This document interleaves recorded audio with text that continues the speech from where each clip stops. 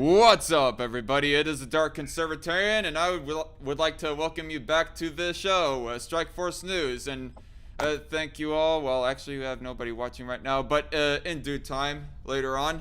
But before I get into, before I do anything else, I would like to, since I remembered it, to say that this show is brought to you by patrons like you. Cat Chat, Mikhail the Stray Cat, and the Conundrum being the three first patrons of the channel. If you'd like to become a patron of yourself of the channel, my Patreon page is down below. Consider on throwing a couple of bucks if you are really supportive of the channel that much. If you become a high dollar patron, like 20 bucks or more, I will do an edited response video of your choice. But for right now, I am here with Loudmouth Reviews and JJ. Say hello, guys. Hello. Power to the people. Power to the people of Cuba. Fuck the Castro regime. Fuck the Cuban Communist Party. Right? Yes. And of course, that's going to be one of the subjects that we're going to get into. Like, actually, I guess before we get too deep into the TJ Kirk response video that you guys all know that I've been talking about, New York Times, according to both New York Times and Newsweek, they both say that the main reason as to why that they are protesting, or the thing that kind of was the final catalyst to it, was because of how that they are suffering extra under the pandemic lockdowns that the government had instituted. And most of their business is honestly in tourism, and since tourism is like one of those things that is considered non-essential, quote unquote, it's one of the first things to have got shut down. So they've really been taking a hurting ever since the lockdowns had even started. And so they are hurting like worse than most other Western nations, quite frankly. And because of that, they finally took it to the streets. They also are doing it because in protest against the communist regime in general, but that seems to be the final catalyst. Right. Mm-hmm. 60 years of Castro's disgusting boot on their neck maybe is enough. Yep. And so we had like many people in support of the protesters, including, if I may show it on screen, this lovely lady right here. Oh, apparently. Who's that? Mia Khalifa. I don't know what her exact beliefs are, but Newsweek. Oh, the slut. Yeah, yeah, pretty much. I mean, she's an adult an adult film star, but nonetheless, I was all like, Mia Khalifa, who is this chick? I just got curious, and I thought, yeah, she's pretty hot. Okay, why are you showing us your porn folder on air? Well, if we're gonna consider midriffs and cleavage porn nowadays, so now I guess that means that 90% of media is porn now. Congratulations. I'm joking. No, I know, but nonetheless. Although, if I was to be fair on the issue of Cuba and whatnot, one of the issues that I think it is a fair point brought up of why that, or contributing as to why that Cuba is hurting so badly, is because of the fact that they have embargoes from the U.S. as far as trading goes to the country goes. If I may speak on that. Yes, what do you have to say?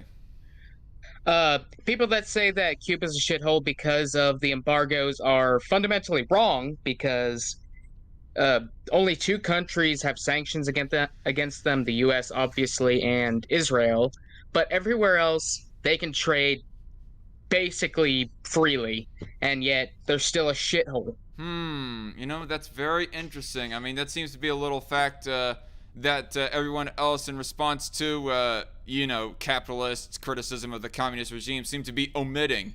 You know, a little bit of quote-unquote lie by omission, if you will. The failures of communist regimes are always the fault of some capitalist overseas in the eyes of communists. Right. They never admit their own failures. They always just lie.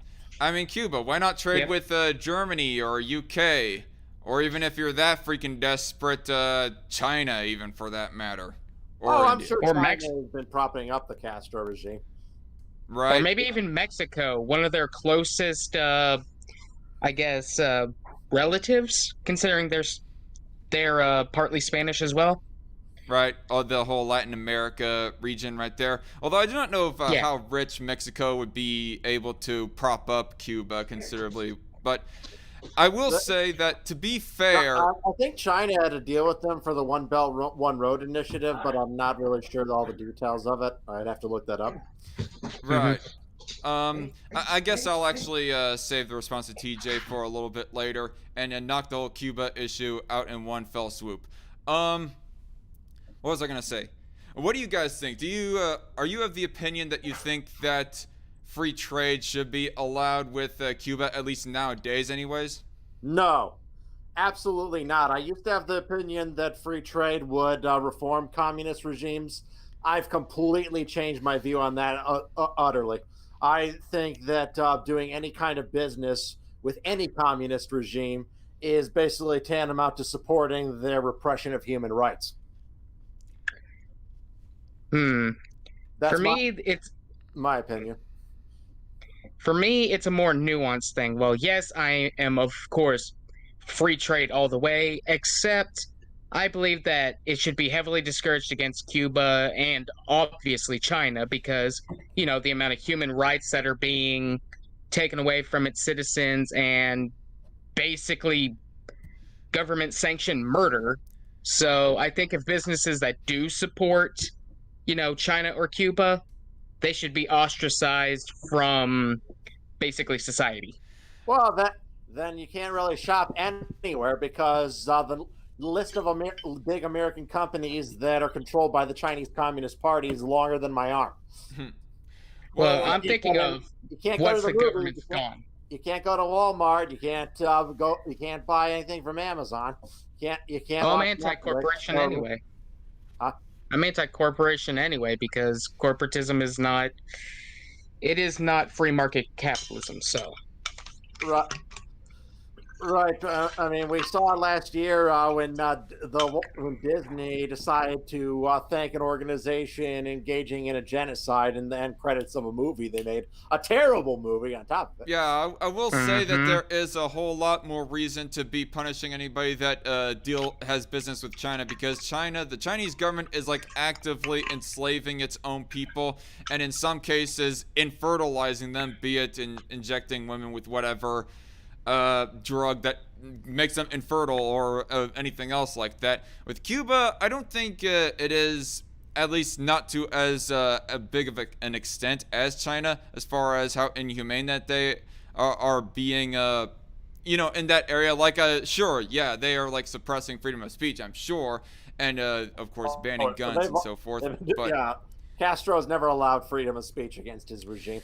But if we were going to say that they are like but in the area of systematically just hurting and killing and doing borderline eugenics on people just based off of their race or other arbitrary reasons like that, then I don't think they're doing anything like that in the same way that China is doing, at least. But if I am to understand correctly, correct me if I'm wrong, Loudmouth, but were the embargoes originally put in place under the Kennedy administration of when that around the time of the Cuban Missile Crisis? Yep. Of when that. Kennedy, he tried to overthrow Castro's regime, the Bay of Pigs incident, but it blew up in his face. Right. I mean, that I will say that the embargoes made a whole lot more sense back then, especially because they were like actively our own war-timing enemies. Now, I do not know of. They're not as much of our war-timing enemies. If anything, it's dicey relationships, maybe a Cold War-ish. Not quite on the same lines of China, but still. So I think that there might be a little bit more reason. Than China. What? That's only because Cuba's a lot smaller than China. Cuba's population is only about 11, 12 million people, something like that. China has like a quarter of the Earth's population, almost. Right. And also, their military is nowhere near to the strength of China. Yeah. The question is, how many attempts is Cuba making on us? Versus China. I mean, while the virus that ravaged our economy didn't originate in Cuba, it originated in China. Right. I think there's been zero since the Cuban Missile Crisis, or maybe like one or two. Yeah, and we don't see nearly the amount of corporate bootlicking towards the Castro regime that we do towards Xi Jinping's regime. Mm-hmm. Because of course there's a lot less money to be made in 11 million people Cuba than 1.4 billion people China. Yep. Well, now the current Cuban president is Miguel Diaz-Canel. Right. So yeah, he's his successor, but it's still Castro's regime, kind of similar to the way China's kind of still Mao's regime, even though Mao's been dead for 45 years. Right. Fair point. But yeah, I forgot what was his name. I know Castro died about 5 years ago. Raul Castro. Yep. That's his brother. Raul's not even in power anymore. It was someone else who took over from him. I thought it was Raul Castro who was retired. In before Canel. Yeah, Fidel Castro. I mean, he actually stepped down in 2008 after a stroke, and he died in 2016. So I know Castro's dead. I'm aware of that fact. Was it Fidel Castro and then Raul Castro and now Miguel Canel? Yeah, I believe that. I believe that's the succession of power. Castro was in power for nearly 50 years. Damn, that's rivaling Mao Zedong's length, you know? Oh, yeah, definitely. Yeah, Mao was only Raul in power, took over for... Mao was only in power 27 years. 27? I could have sworn that it was longer than that. 49, he died in 76. 49, he died in 76. Wait, I thought that the Mao Zedong and the socialist and communist revolution of China happened long before that. Well, I mean, the Chinese Communist Party itself was founded in July of 1921, but they were kind of just like ragtag rebels for a while. They didn't really take over the nation and fully solidify their control of the government until 1949. I'm pretty sure that Mao was one of the originators calling for the overthrow of the whatever they called exactly the bourgeoisie at the time. Right. He was around before that. He was around since the beginning of the Communist Party, but he didn't have full control of mainland China until 49.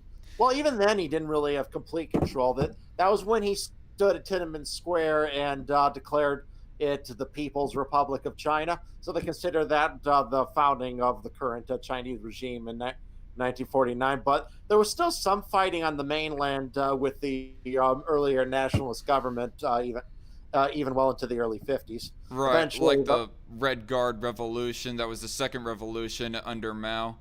Right. But anyway, eventually, of course, the Republic of China was exiled to Taiwan, where they remain to this day. Right. Anyway, so to sort of move on a little bit, going to address the chat, and then we're going to rewind back to Cuba, and of course the New York Times. Live chat. JC Armitage and Myth Cuttlefish in the chat so far. JC Armitage, embargoes and sanctions are never a good thing, but Cuba's hardships are mainly the fault of communism. I agree. You can possibly make the point that the reason why that so many people are having a hard time feeding themselves indirectly is because of trade being restricted on Cuba. But I think that most of that is the Cuban government itself. And the Cuban government was definitely not helping itself and definitely not abstain of fault for what is happening right now to make them go even hungrier during the, the pandemic, because of them calling for the lockdowns that basically shut down the bulk majority of their economy, thus causing them to starve and whatnot. So, yeah, I agree, JC. And hello. Believe it or not, the reason why the Cuban people are starving is because farmers are actually paid by the government to give the food to the government, and, of course, the government barely gives them fuck all. Right. And then they mark up the prices, making it, so very few people can actually buy said products. That's a common thing among communist regimes, is they often have very little social programs. They often then advertise how cruel capitalism is because they have so many poor people. Yet the United States, a quote-unquote capitalist nation, has far more lavish social programs for its poor than most communist nations do. China, for example, they have very little of a social safety net. Right. You're pretty much on your own there. And it's kind of funny as well, because left-leaning New York Times even admitted in this very article right here that is behind a paywall, y'all, just FYI, is basically admitting that their healthcare is not good. You remember, like, back in the 90s and even before that, leftists were praising Cuba's healthcare. Nowadays, it seems that they're kind of walking that back, at least by example of the New York Times here, anyways. Now they go with Catalonia as, like, to show that, oh, anarcho-communism or communism can work. Catalonia, is that a place that is in Cuba, on the island of Cuba? No, it was a Spanish anarchist, quote-unquote anarchist area back in the, I think, 30s and 40s. 1930s and 40s? I think it was back in the 40s, if I'm not wrong. All right, first, I was just clarifying. First, I did not know if it might have been 1830s or 1840s or something like that, but... No, 1940s. Okay. JC Armitage, hello, surprisingly empty chat today. Yeah, it is, kind of. I wonder why that is. Maybe it's because I put lockdown in the tags for this live stream, and YouTube is not approving of that. How dare you say anything relating, even vaguely relating to coronavirus. Oh my gosh, I said the forbidden C word. Myth Cuttlefish says, Status wouldn't know anything about freedom and what it entails.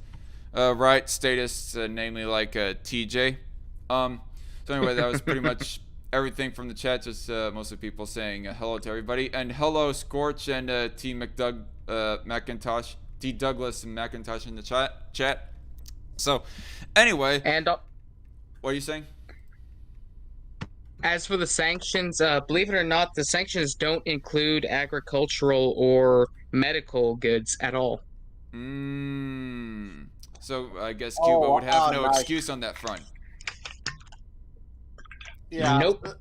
Yeah, once you read the details, they always try to like blame the United States, and for their own nationalistic failures. Right. Well, that's another thing about communist regimes. They're nationalistic as fuck. Socialists in America, they often are very internationalist, but that's only really because they're anti-American. Right. You look at any socialist regime or communist regime, they're extremely nationalistic. Oh yeah, I've seen a few. Yeah. So anyway, the most amusing thing that is popped up about this whole subject, everybody, is you might have seen the screen cap making the rounds, and even the tweet itself on Twitter making the rounds of New York Times saying basically that freedom, or making the heavy implication that saying freedom is anti-government.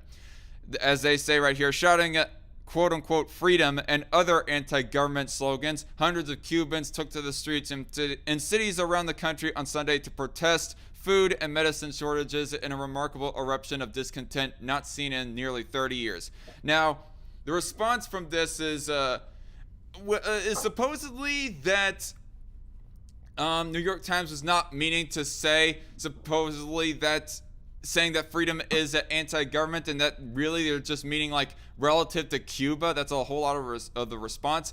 But if you go looking into the actual article itself, this is not just some fumble by the Twitter runner of the New York Times network.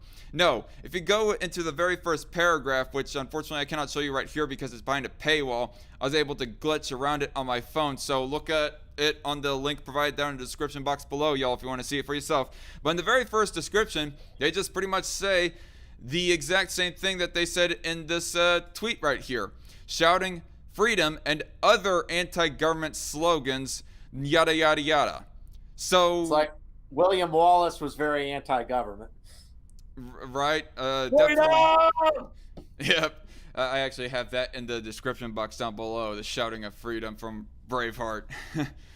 Now I will say that this ain't necessarily fully a bad thing, calling freedom anti-government. So because at this point in our society, with how the governments are handling all the lockdowns and all the other tyrannical and authoritarian type stuff, saying that is anti-government generally might not be too outside of the realm of possibility, outside of the realm of truth. But the reason why I go pointing this out, and a whole lot of us, I think, or at least me personally anyways, is because Biden, he, like, of course you all know, he put out the program out to the DHS, or the what am I trying to say? He put out the plan to the DHS that any anti-government extremism ought to be cracked down on. And of course, we have an article here that's newer from June 15, 2021, that we'll get into later, where he basically goes reiterating an anti-government. Biden launches domestic terrorism strategy targeting quote-unquote anti-government ideology, white supremacy, and more. So the biggest thing that is disconcerting about this thing from New York Times, like, I know it might be a little bit of a guilt by association, but considering that New York Times and Joe Biden might be pretty much of roughly the same mindset when it comes to political beliefs, this goes asking the question, when Biden says anti-government extremism, is he also meaning anybody who believes in freedom? So I gotta say, congratulations, normies. You like freedom. Apparently, you're an anti-government extremist. Even if you are a left-leaning liberal who at least self-acclaims to like freedom, like TJ does in this video here, congratulations, you're anti-government extremist, or at least you could potentially be labeled that just because you say that you like freedom. Even if you like the idea of a higher minimum wage and possibly slightly more gun control, but you say that you like freedom, you could still be labeled as an extremist, is what I'm getting from all this story right here. Now, another side of this issue is the ridiculous response. Like, you had people like, where is it? Here it is.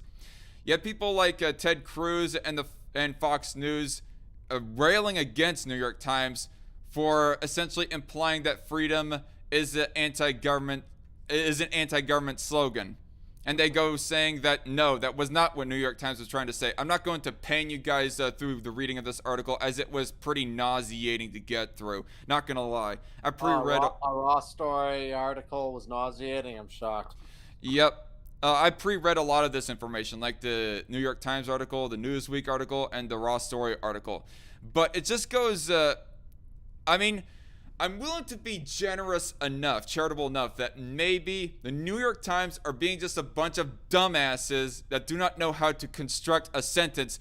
But here's the thing, in response to Raw Story and everyone else, the implication is heavily right there, shouting freedom and other, keyword other, anti-government slogans. The fact that they said other right here implies that they possibly think that shouting freedom is being anti-government. If you're an enthusiast for freedom, you might be anti-government. So it's Ted Cruz. I know that he is like low-hanging fruit for the left to hate on, and Fox News too, for that matter. But just because that they are low-hanging fruit does not mean that they are like inherently wrong, as Raw Story is just exploiting that low-hanging fruit and twisting things to their narrative.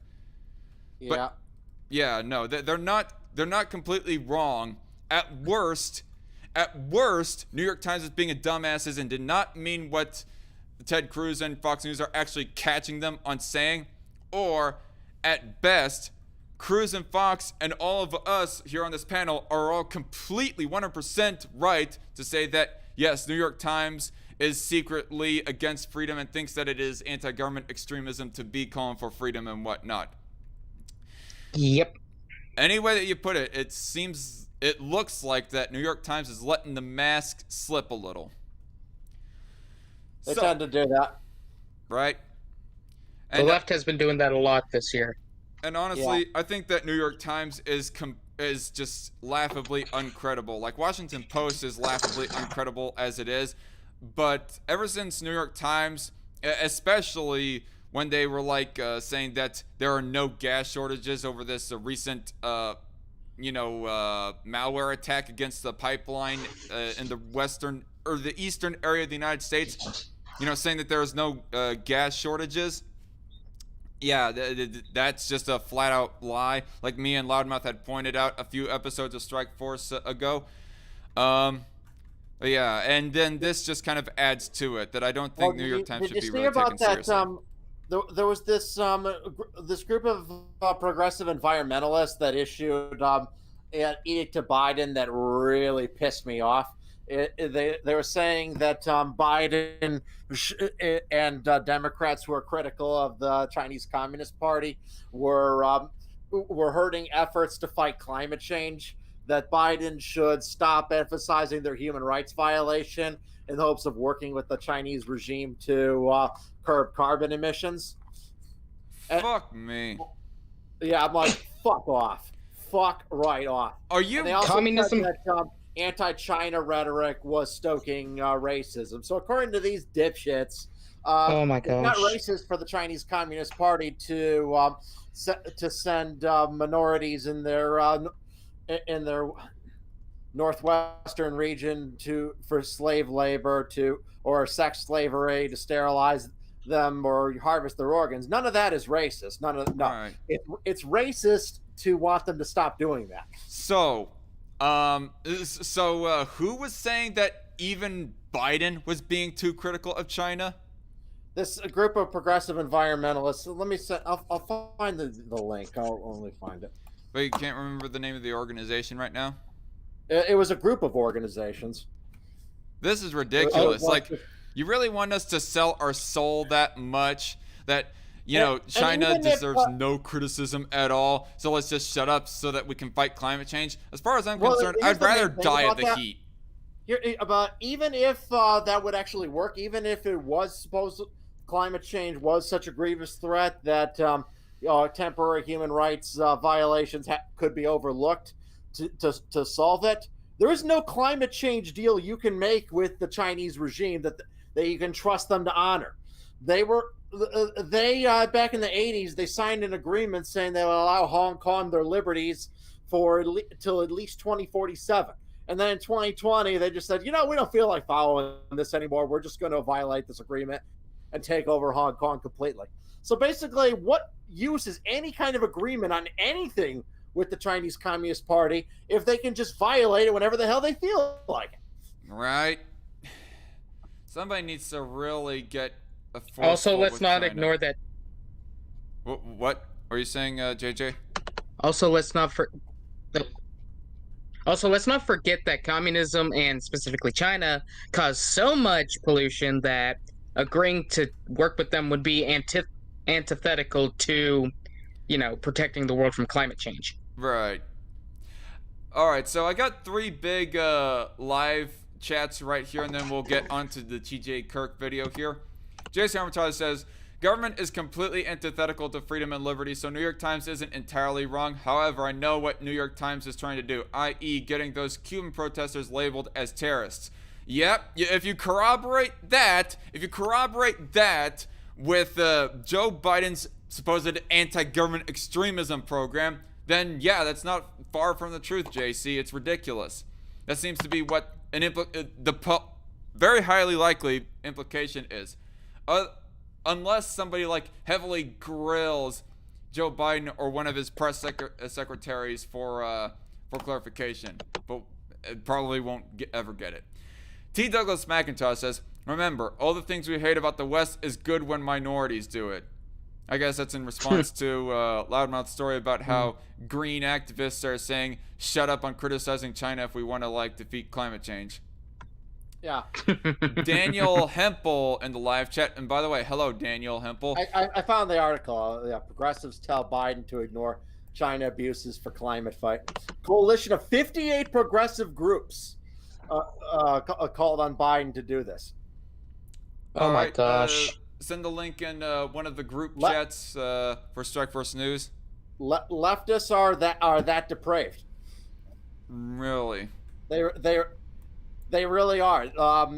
A literal Holocaust is going on, and they're urging the president to ignore it. Right.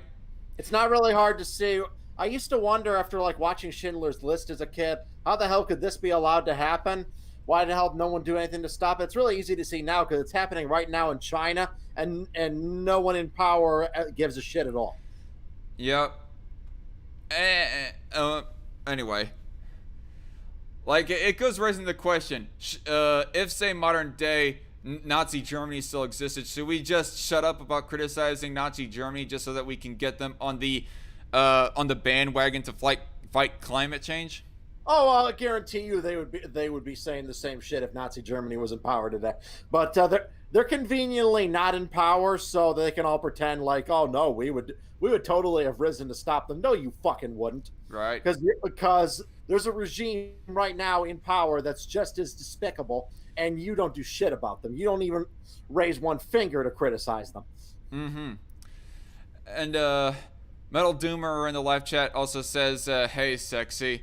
Hello, fuckface.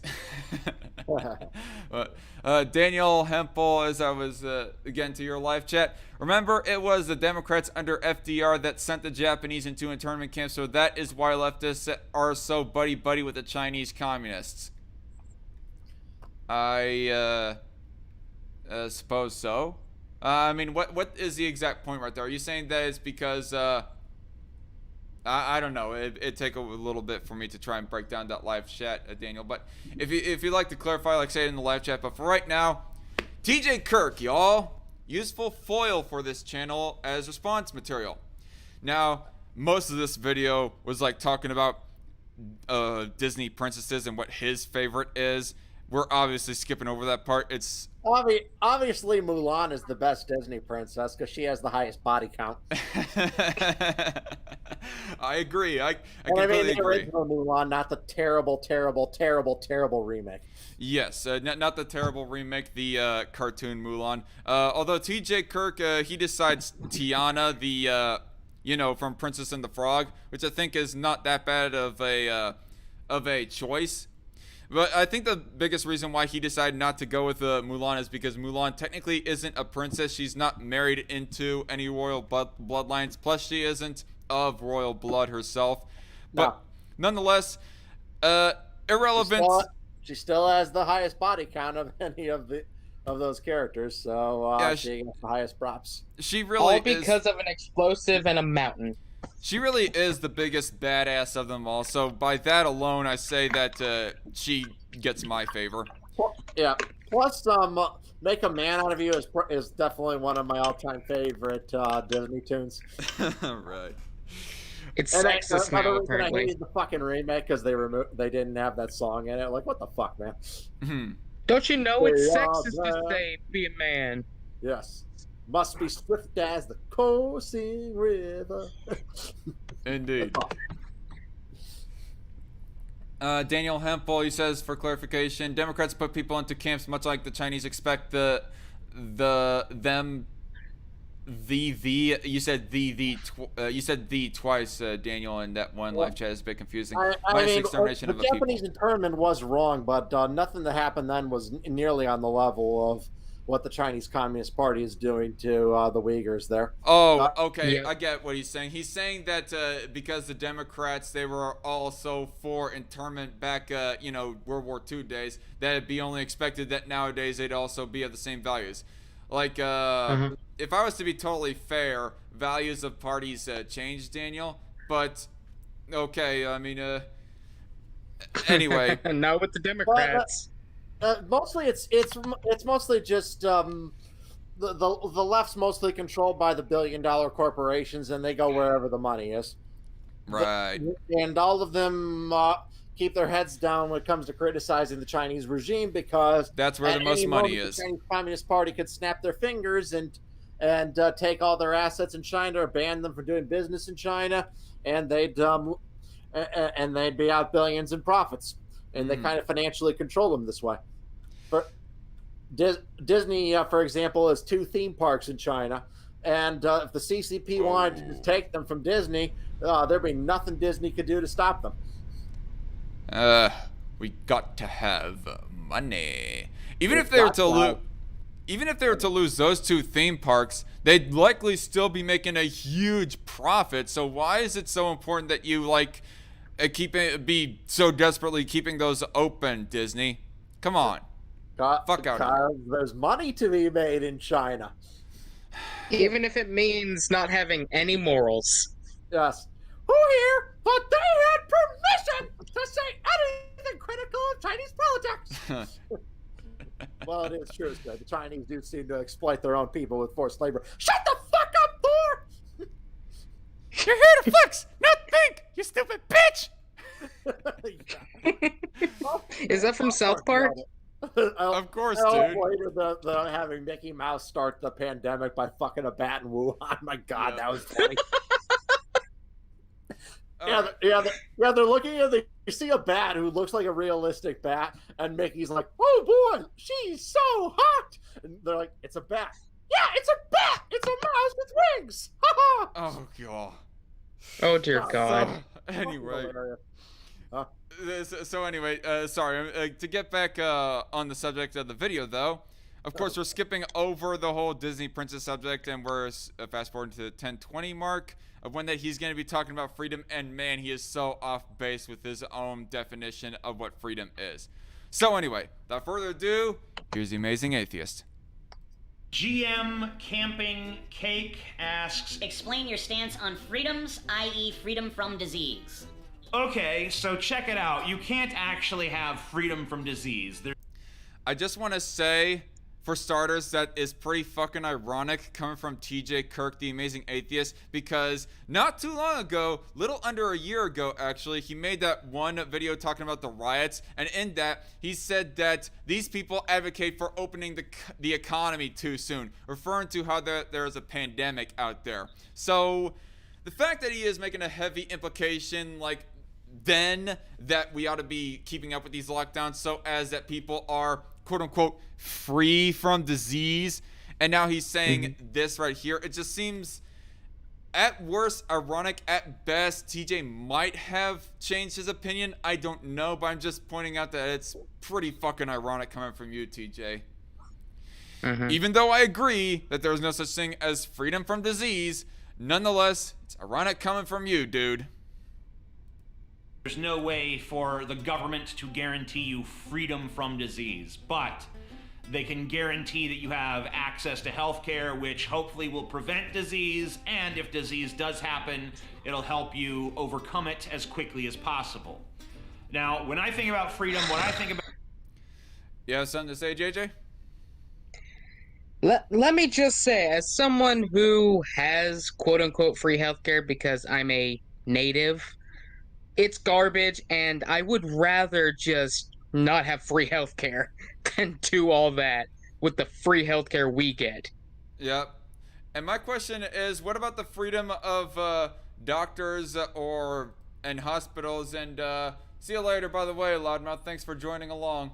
But anyway, I would say that what about the freedom of doctors and hospitals to possibly select of who that they prioritize privately within their own organization on who that they service first? Like, excuse me, like I am all against that sort of that sort of practice, I guess, at least on paper anyways. But at the same time, is that not still part of their freedom, running their business and managing their own resources, TJ? Now you can go ahead and make the point, and obviously leftists will make the point that no, they do not ration based off of a scant amount of resources because they're desperate or have a low amount of resources. It's because of money. They want to go for whatever is the highest paying or whatever. But nonetheless, I'm still sticking by that. That ultimately, as not so pretty it might sound, hospitals and doctors and even insurance companies have the right to manage their own resources as well. Do they not have that freedom as well, in your opinion, TJ? Obviously, I don't think so. So, anyway. About is choices.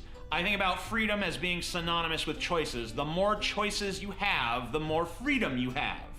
Not necessarily. That is not freedom right there. Freedom would be is that your rights do not get infringed upon. I mean, yeah, people can choose to try and pursue different activities, but does a person have a choice to just walk into a business and start doing business with that business without any sort of intervention, even by the business owner? I would argue not, because I would be infringing on their choice, the business owner, anyways. It's not necessarily that freedom is synonymous with choices. Freedom is synonymous with natural rights, so I don't think I agree with that framing necessarily from TJ. So you're very tempted, especially when you're younger, I think, And you might go through your Ayn Rand libertarian phase like I did, where you say, wow, the way to have the most freedom is to just say anybody can make any choice they want to. Laissez-faire, do whatever you want kind of system. And then, wow, we've maximized freedom, you guys. We've done it. We've done it. The unfortunate reality is that you can't really maximize freedom doing that, because then if you say anybody can make any choice, then people can make the choice to suppress other people's freedoms. People can make... That right there is... What? Yeah, the big time what? That right there is a big time straw man. So go on. Under laissez-faire or free market capitalism, there wouldn't be any silencing of people. And if you try to equate that, corporations would take over, yada yada yada. Corporations are antithetical to free market capitalism because they are created by government because of, More specifically, this ain't just pertaining to the issue of speech, as you mentioned, JJ. This is also this is pertaining to people's freedoms overall. Like, if I'm to rewind just a few seconds. I'm doing that, because then if you say anybody can make any choice, then people can make the choice to suppress other people's freedoms. People can... Which that is not what we are for. We are not for people being allowed to suppress other people's freedoms. Oh yeah, I'm a free market capitalism, so that means that I totally advocate for Walmart to send its goons and start kidnapping other people, and without any sort of intervention from any retaliatory force. Yeah, totally, TJ. Not! What we believe is freedom to do whatever you want as long as it's not at the expense of others and taking away someone else's rights. Exactly. It's not just do whatever you want. But what TJ said your belief is, JJ, is the opposite of what you believe. I believe we call that, a straw man? TJ was just dropped on his head too many times as a baby. No, he's letting that paint sink a little bit too much into his skull and into his brain. As Myth Cuttlefish goes saying, he's doing the eyeshadow thing again. Well, to be fair, I think he did this video on the same day as he did that other video that we responded to. But yeah, he's still got that faggy ass eyeshadow and flame thing going. It looks god-awful. Right. Myth Cuttlefish says, TJ, you can choose vaccine or vaccine passports. Yeah, TJ, you can go ahead and choose to get the vaccine passport, but that would mean that a lot of your other freedoms would likely be, or have the high potential of being suppressed. Just because, by that example alone brought up by Myth Cuttlefish, freedom is not always synonymous with choice. Because some of your choices could end up with you having some other choices revoked or prevented from being available to you, whatnot. I could go on about that longer, but for right now, I think we're just going to continue on.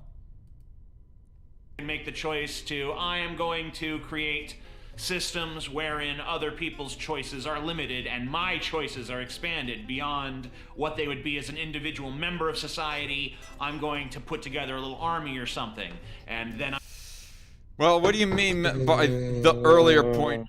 For one thing, what do you mean by the earlier point right there, TJ, in regards of people being able to do whatever they want that ends up affecting other people?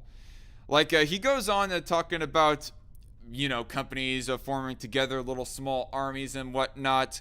But are you also including the idea of companies not paying their employees a certain wage that you would wish that they would? Are you including also the possibility of companies not just freely giving away their resources to whoever demands them? I mean, if you're going to say that they are not allowed to make that choice, I mean, it's kind of self-explanatory right there. You are suppressing on their choice, apparently, the companies anyways, who you say that they should be giving away some of their resources to the plebs and whatnot. The irony. Yep. By the way, Scorch Volunteer in the chat says, why does anyone give TJ any time? You will have to pay me to ever watch his crap. Okay, well, Here's $5 to watch us respond to TJ Scorch. Anyway, sorry Scorch, but I still was really itching to want to respond to some of these points. If you can Might as well respond just in case someone else believes this retarded bullshit. Right. Individual member of society, I'm going to put together a little army or something, and then I'm going to take over, and I'm going to be able to use people like pawns in my little game. Now obviously he is pulling up the warlord argument that all anarchists go mocking, which I don't entirely disagree with his concern there, but at the same time, if somebody is going to form together, if some big company like Walmart or whatever is to hire their own private army to run people's lives, that's not freedom. Like, a person being able to choose to dictate over people, that is an infringement on freedom. And Walmart probably wouldn't even exist in a free market society, so no need to worry about that. Right. Or at least it would exist in a very, very smaller state.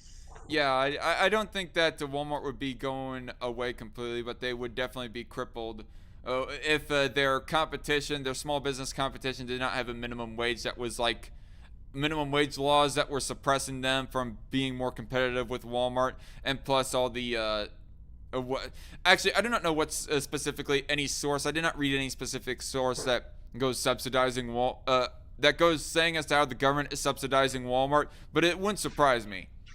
But I definitely know that Walmart goes advocating for a higher minimum wage so as to cripple their small business competition.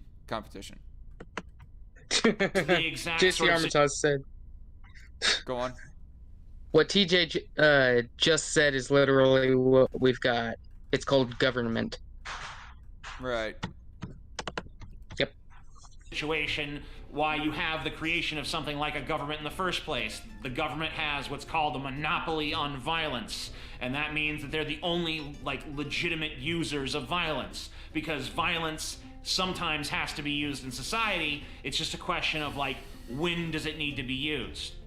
So if you have something like that would only be if somebody is directly hurting someone else, not if they are cutting off or abstaining from providing any resources to another individual, aka some big company not giving it a certain wage that you wish they would give to their employees, or completely firing them in the first place, if I'm making any sense. His talking points hurt my brain. Right. Governing body that presides over everything, that governing body can step in and say, hey, we will only use violence in these instances. Now, if you have a totalitarian government, that government might try to use violence against you for anything. I mean, I spoke out against the government. Okay. Oh, totalitarian government, and that's exactly what they would be if they were to be controlling the economy more and more and more. As I see you be advocating, especially in your last video where you were saying that they should be relinquishing some of the ownership from these big companies and turn them over to the little people, or at least supposedly. That's what you say in theory that you want. But we would know in practice that the government would have some oversight over something like that. So therefore, it wouldn't turn out exactly how he would want it. So, totalitarian government, that's what your advocacy, the type of beliefs that you go advocating for, would end up in, TJ. And by the way, Myth Cuttlefish in the chat, she says, that t-shirt is perfect for TJ's image of government. Yeah, it says we live in a society. I don't want to live in society anymore if TJ can speak. Be hurt or killed or monitored. Oh, are you down talking freedom of speech, JJ? Oh my, that sounds so totalitarian of you. Sometimes exceptions need to be made for certain retarded individuals. Oh my gosh, JJ's going full fascist on us, everybody. That's totally gonna come back to bite me in the ass, but oh well. Right. Or intimidated or something. There's going to be some form of reprisal done against you by that government. But if you have a more egalitarian sort of system, then the government's not going to come down at you for criticizing them. Notice he used the word egalitarian right there instead of libertarian. because I get egalitarianism is a disease as well. right. At least there seems to be two different definitions of egalitarianism out there floating about in the world. Like there's the egalitarianism of the less version, that being of where that the people own more and more of businesses, or the economy gets put more and more into the hands of the working people, supposedly. And then there's the other definition of egalitarian that I am more friendly to, is that the idea that everybody is equal, that regardless of your arbitrary characteristics like being skin color or religion or equal opportunities instead of equal outcome, i.e. equity. Yeah. Something like that. But if someone comes to your house and tries to harm you in some way, then the government can step in and harm that person. Or if you need to defend yourself, the government can condone that act of violence on your part as something that was justified. So I don't have every nook and cranny of some system of when it's okay for the government to intercede in human affairs in my mind, but I think that what you want to do is try to maximize the most possible. So have you really thought through your beliefs that thoroughly? I don't know. Clearly he hasn't. I guess I will give TJ a little bit of credit for having some scant amount of humility right here, but just I don't know. I don't know at what point to make in response to this. Maybe I'm just nitpicking. Choices for the most possible people. You don't want people consolidating too much power to themselves so that they can restrict the choices of others. Like government, for example? I think you want to present as many people possible with as many choices as possible, and to me, that necessitates... Would that include everybody being able to keep their wealth as well? Including the rich, TJ. It's a strong social safety net that means that, if someone loses their job, they're not going to be destitute. We cannot have a work or die model of society. I don't think that means that no one should work or that we should disincentivize work in any way, shape, or form. I think. And yet he's going to later contradict himself. Listen to this, y'all. A lot of people are afraid, like, oh, if we have too strong of a social safety net, people won't even want to work. I'm not talking about a social safety net where someone can just like, I don't feel like working, and then they just kind of kick back on a hammock, but they get to live the same great lifestyle as people who do work or whatever the hell. I think people who don't work should have, the bare minimum sort of livable conditions, basic sort of housing, food, clothing, shelter, that kind of stuff. You can eke out a bare minimum existence at that level. If that's truly all you want, then that's probably truly all you're good for. Whatever. I don't think we should inhumanely dispose of that person. But if that person... except we're not disposing of that person if they end up just deciding not to work. If anything, they're disposing of themselves because they're choosing not to work in order to feed their own fucking mouth. It's not like we're lining these lazy bums up against a wall and blasting their heads off. No, that's more like Soviet Russia and other communist regimes who have a more authoritarian look of a sort of work or die sort of philosophy. If anything, capitalists, they have a more Darwinian sort of work or die type of system. More passive. Yeah, it's more passive, more than direct controlling in the same way of Mao Zedong's China or Soviet Russia and so forth.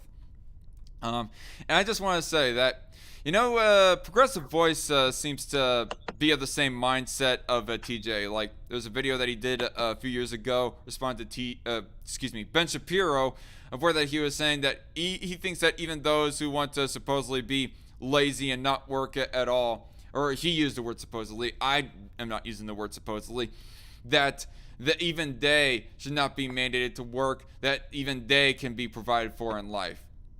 And he goes right here, rewinding back to TJ here, TJ here goes saying that he does not want people to just be lazy all the time, but at the same time, you're incentivizing that sort of attitude, TJ, when you go saying that those who decide not to work, that they should be provided 4 walls and 3 square meals a day.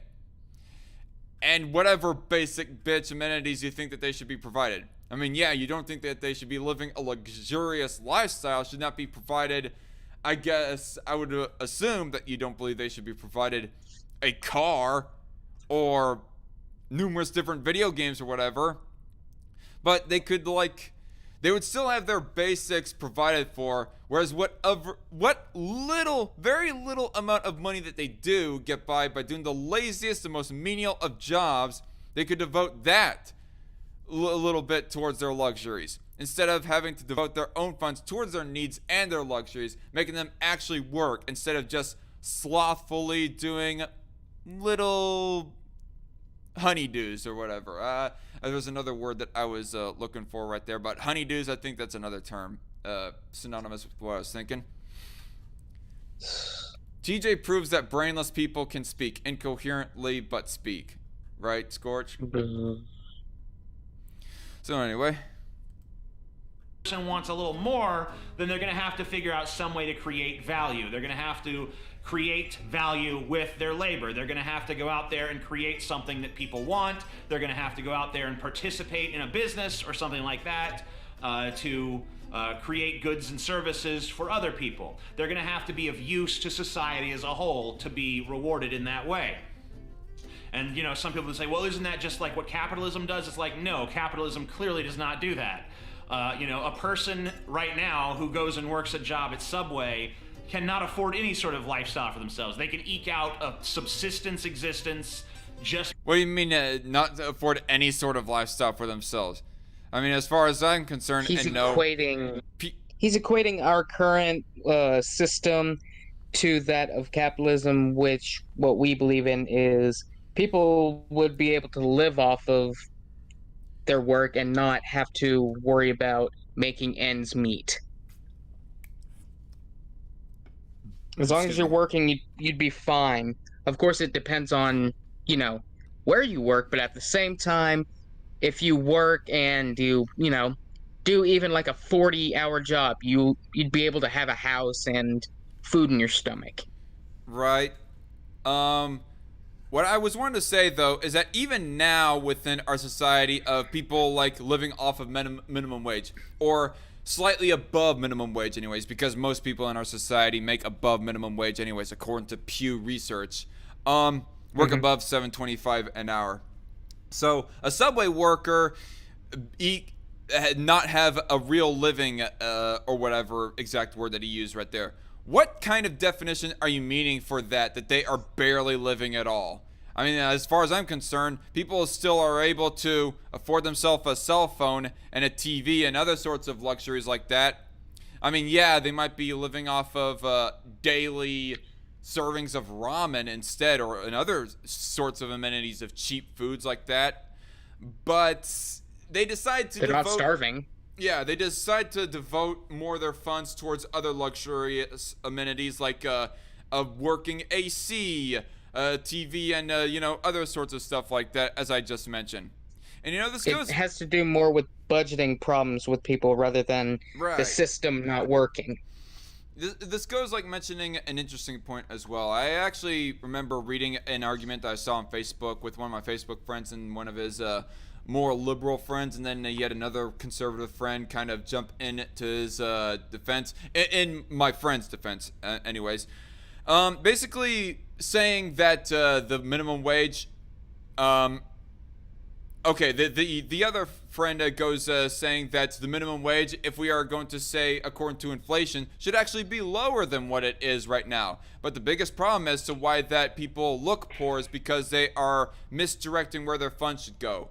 Like, say, back in the 40s, as he mentioned by example, people did not go devoting all their funds towards TVs and even like highly efficient cars, for that matter, or eating out. That's one of the biggest problems with America right now, is people choose to eat out a little bit too often instead of just living off of a lifestyle of rice and beans and ramen and you know, other basic, more basic foods like that. No, they feel like that they have to go for their McDonald's or Popeyes or some other fast food like that. Popeyes is absolute garbage. Those are fighting words, pal. I will fight you.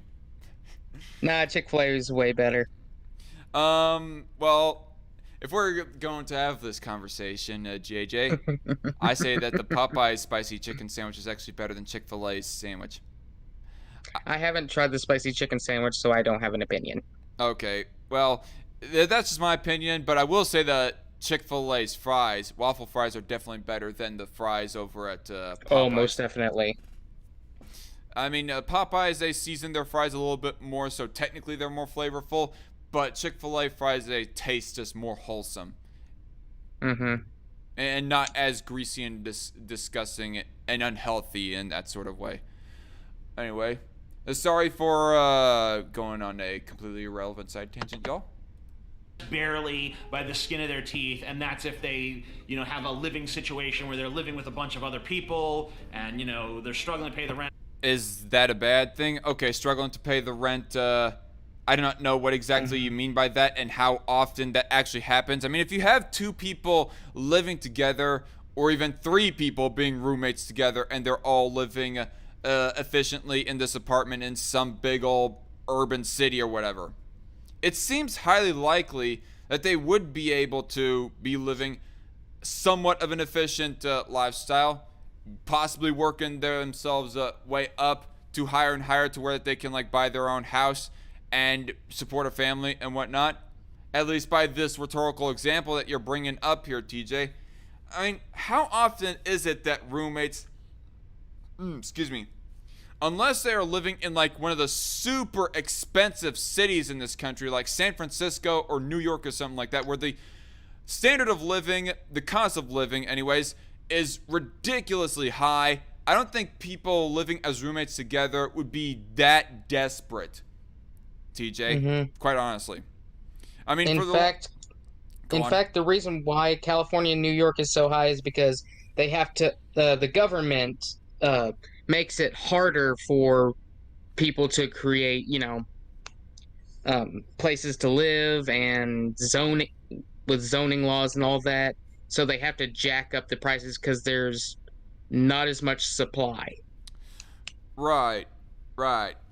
That's one of the issues. Losses. And also the living wage. Let's not forget the living wage ends up causing a sort of forcefully and artificially induced kind of inflation of sorts. Like San Francisco is they're 12 or even 15 or something higher than that even. Minimum dollars an hour minimum wage, and they're have one of the highest costs of living in the entire country. Yeah, it's crazy. But I just wanted to bring up as an example, me when I moved out with my sister, I've lived at least with 2 of my sisters throughout my entire adult life anyways. When I moved out with my sister, I was still able to make a fairly comfy lifestyle between us helping each other pay the rent of the apartment. Still had all my games, still had a car that I was able to pay the repairs for on, and even had some money on the side to buy family gifts come the birthdays and holiday seasons and whatnot. So I know that anecdotes don't really mean anything in the grand scheme of things, but I just find this kind of hard to believe how TJ is framing these rhetorical people living together, 2 or 3 people living in the same apartment. And all that stuff. There's no living wage here. Anybody who lives within the confines of this society, in my opinion, should be able to survive. There should be no problem with them surviving easily. Anybody who works in this society should have a higher level of comfort and luxury and stuff than that person does. And anybody who's creating tremendous value, they should be able to get that luxurious lifestyle, I think, up to a point. Wait, hold on a moment. Go on. He said providing how much more value that you have. That's exactly what capitalism is about. The higher value in work that you do and how good you are at that job, you are compensated for having that job. While in communism, people are relatively on the same level, i.e. everyone's fucking poor. although he believes that you still get provided the very basic bitch amenities. Just after that, after your basic needs are provided, that you get a higher lifestyle based off of the higher amount of value that you provide into working, into the economy. That sounds just like capitalism, free market capitalism, at least. That people get provided for in life. No, not the provided for, but the higher, stage of living, depending on how much more value you provide. Right. I mean, this is why that I don't think that I don't think TJ has abandoned all of his capitalist tendencies, but I would still say that TJ seems to overall be a socialist, especially with of how that he thinks that businesses he's definitely ought to be socialist. Mandated to run. I mean, that people ought to vote for the government to start relinquishing 30% of a company to the appropriate workers under that company. Yeah, definitely, but just what he's believing is just video. Like that's kind of antithetical to socialism or even capitalism. Or social communism, sorry. Words. The idea of providing value into the economy and getting a higher standard of living, that's antithetical to communism. Is that what you meant? Yes. Okay, just wanted to clarify. I would because everyone's basically equal.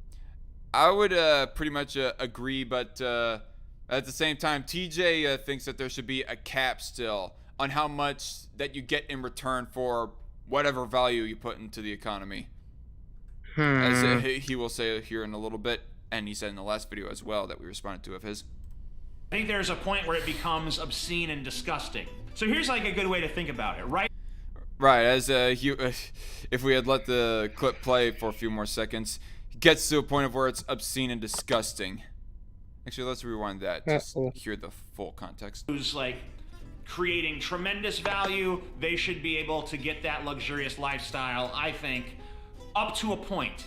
I think there's a point where it becomes obscene and disgusting. So here's like a good way. You know what I find obscene and disgusting is that fat slobs get completely provided for by the government and off of the public taxpayer dole. Yeah, being forced to do so rather than, doing it of your own free will. Yep, your own free will and your own responsibility. Taking control of your own life and so forth. Communism has two classes, the poor and the ones that became rich selling communism to the poor, says Scorch. Right? Pretty much. Yep. The government is the rich and everyone else is just straight up destitute and poor. And JC Armitage says, everyone in communism, I think she meant to say in communism, not is communism. Everyone in communism is poor except the government. They always end up making out like bandits. She also says earlier, Chick-fil-A is amazing in general. And yeah, that definitely includes their fries. Oh, yeah. Some of the best fries I've ever had. So anyway. To think about it. Right now, everyone supposedly in America has the same freedoms, right? But who has more choices? Jeff Bezos? This is exactly why that choices is not always synonymous with freedom, TJ. I mean, when you are like in the lower stratus, when you're in the lower classes in the economy, of course you're not going to have the choice to just go on an expensive ass cruise or buy your own yacht, of course, but you have the freedom, the choice to try and pursue a higher rung in the economic ladder, a higher standard of living, so that maybe you could eventually have the choice to go on an expensive cruise or buy yourself a yacht and whatnot. So yeah, the staple talking point right there as he provided as to why that, like I said earlier, freedom and choices are not synonymous with each other. Absolutely not. With his massive, unbelievable fortune, or a homeless person living in a tent city? Who has more options? Who can just decide, I'm going to fly to Prague? No, I'm not saying you can create a society where everybody across the spectrum has an equal number of choices, but I think that you need to give as many choices as possible to the most amount of people possible, and there should be no one. So does that mean, and I got a question here, does that mean that somebody who is being provided the very basic standard of living by the government, should they also be given the taxpayer-funded choice to go on a cruise? If we're going to give them the most amount of choices possible, TJ? Cruises are not a right. Precisely. And hashtag hookers are not a right either. Sex is not a right. I remember saying Look that. at the insults get all mad. Right. I remember saying that in my episode of Strike Force where I had Dawn the Pleb and Smiles on, and them two were just duking it out with each other. Did you see my Best of 2020 compilation, by the way? I think I might have seen the snippet, but I haven't seen a full. Shut the fuck up, phone. But there was one part of where that I played a portion of that live stream of where that Dawn goes asking, "Oh, so are we getting to the point of state-sponsored hookers?" And Smiles was all like, "Sure." Fun fact. Ridiculous points of the live stream. Sorry, what? Fun fact. A lot of people, at least in communism, all that support rape because if prostitution is legal, someone cannot discriminate on who they have sex with based on their preferences. They all have to have sex with everyone. So a lot of leftists actually do end up supporting rape. Right, as Scorch is saying here in the live chat, didn't Vosh say sex is a right? Right? I guess Vosh supports rape, everybody. Well, Vosh thinks that kiddie porn isn't bad, so... Oh, shit. Don't remind me of that. Yeah, I don't know why that guy is so popular, but nonetheless... Because a lot of people are degenerate. Going back to TJ here, though, he just kind of contradicted himself. Like, he said earlier that he thinks that people should be provided for the basic needs and amenities in order to live and survive a very subsistence and basic living standard. Not provided luxuries, but at the same time, he later on goes saying, going along with his freedom is synonymous with choices philosophy, quote unquote, he says later, right at this point, that people's choices should be expanded as much as possible. So does that include luxuries? Like, do you want luxuries to be paid for or not, TJ, is my question. Like, you're just really confusing. You're just being really confusing and all over the place right now. Who has no choices. There should be no one who has no options. So that's why I believe... And, nobody has no options. A person can go ahead and take that hamburger flipper job and live the very basic bitch life that they can, even within our society right now.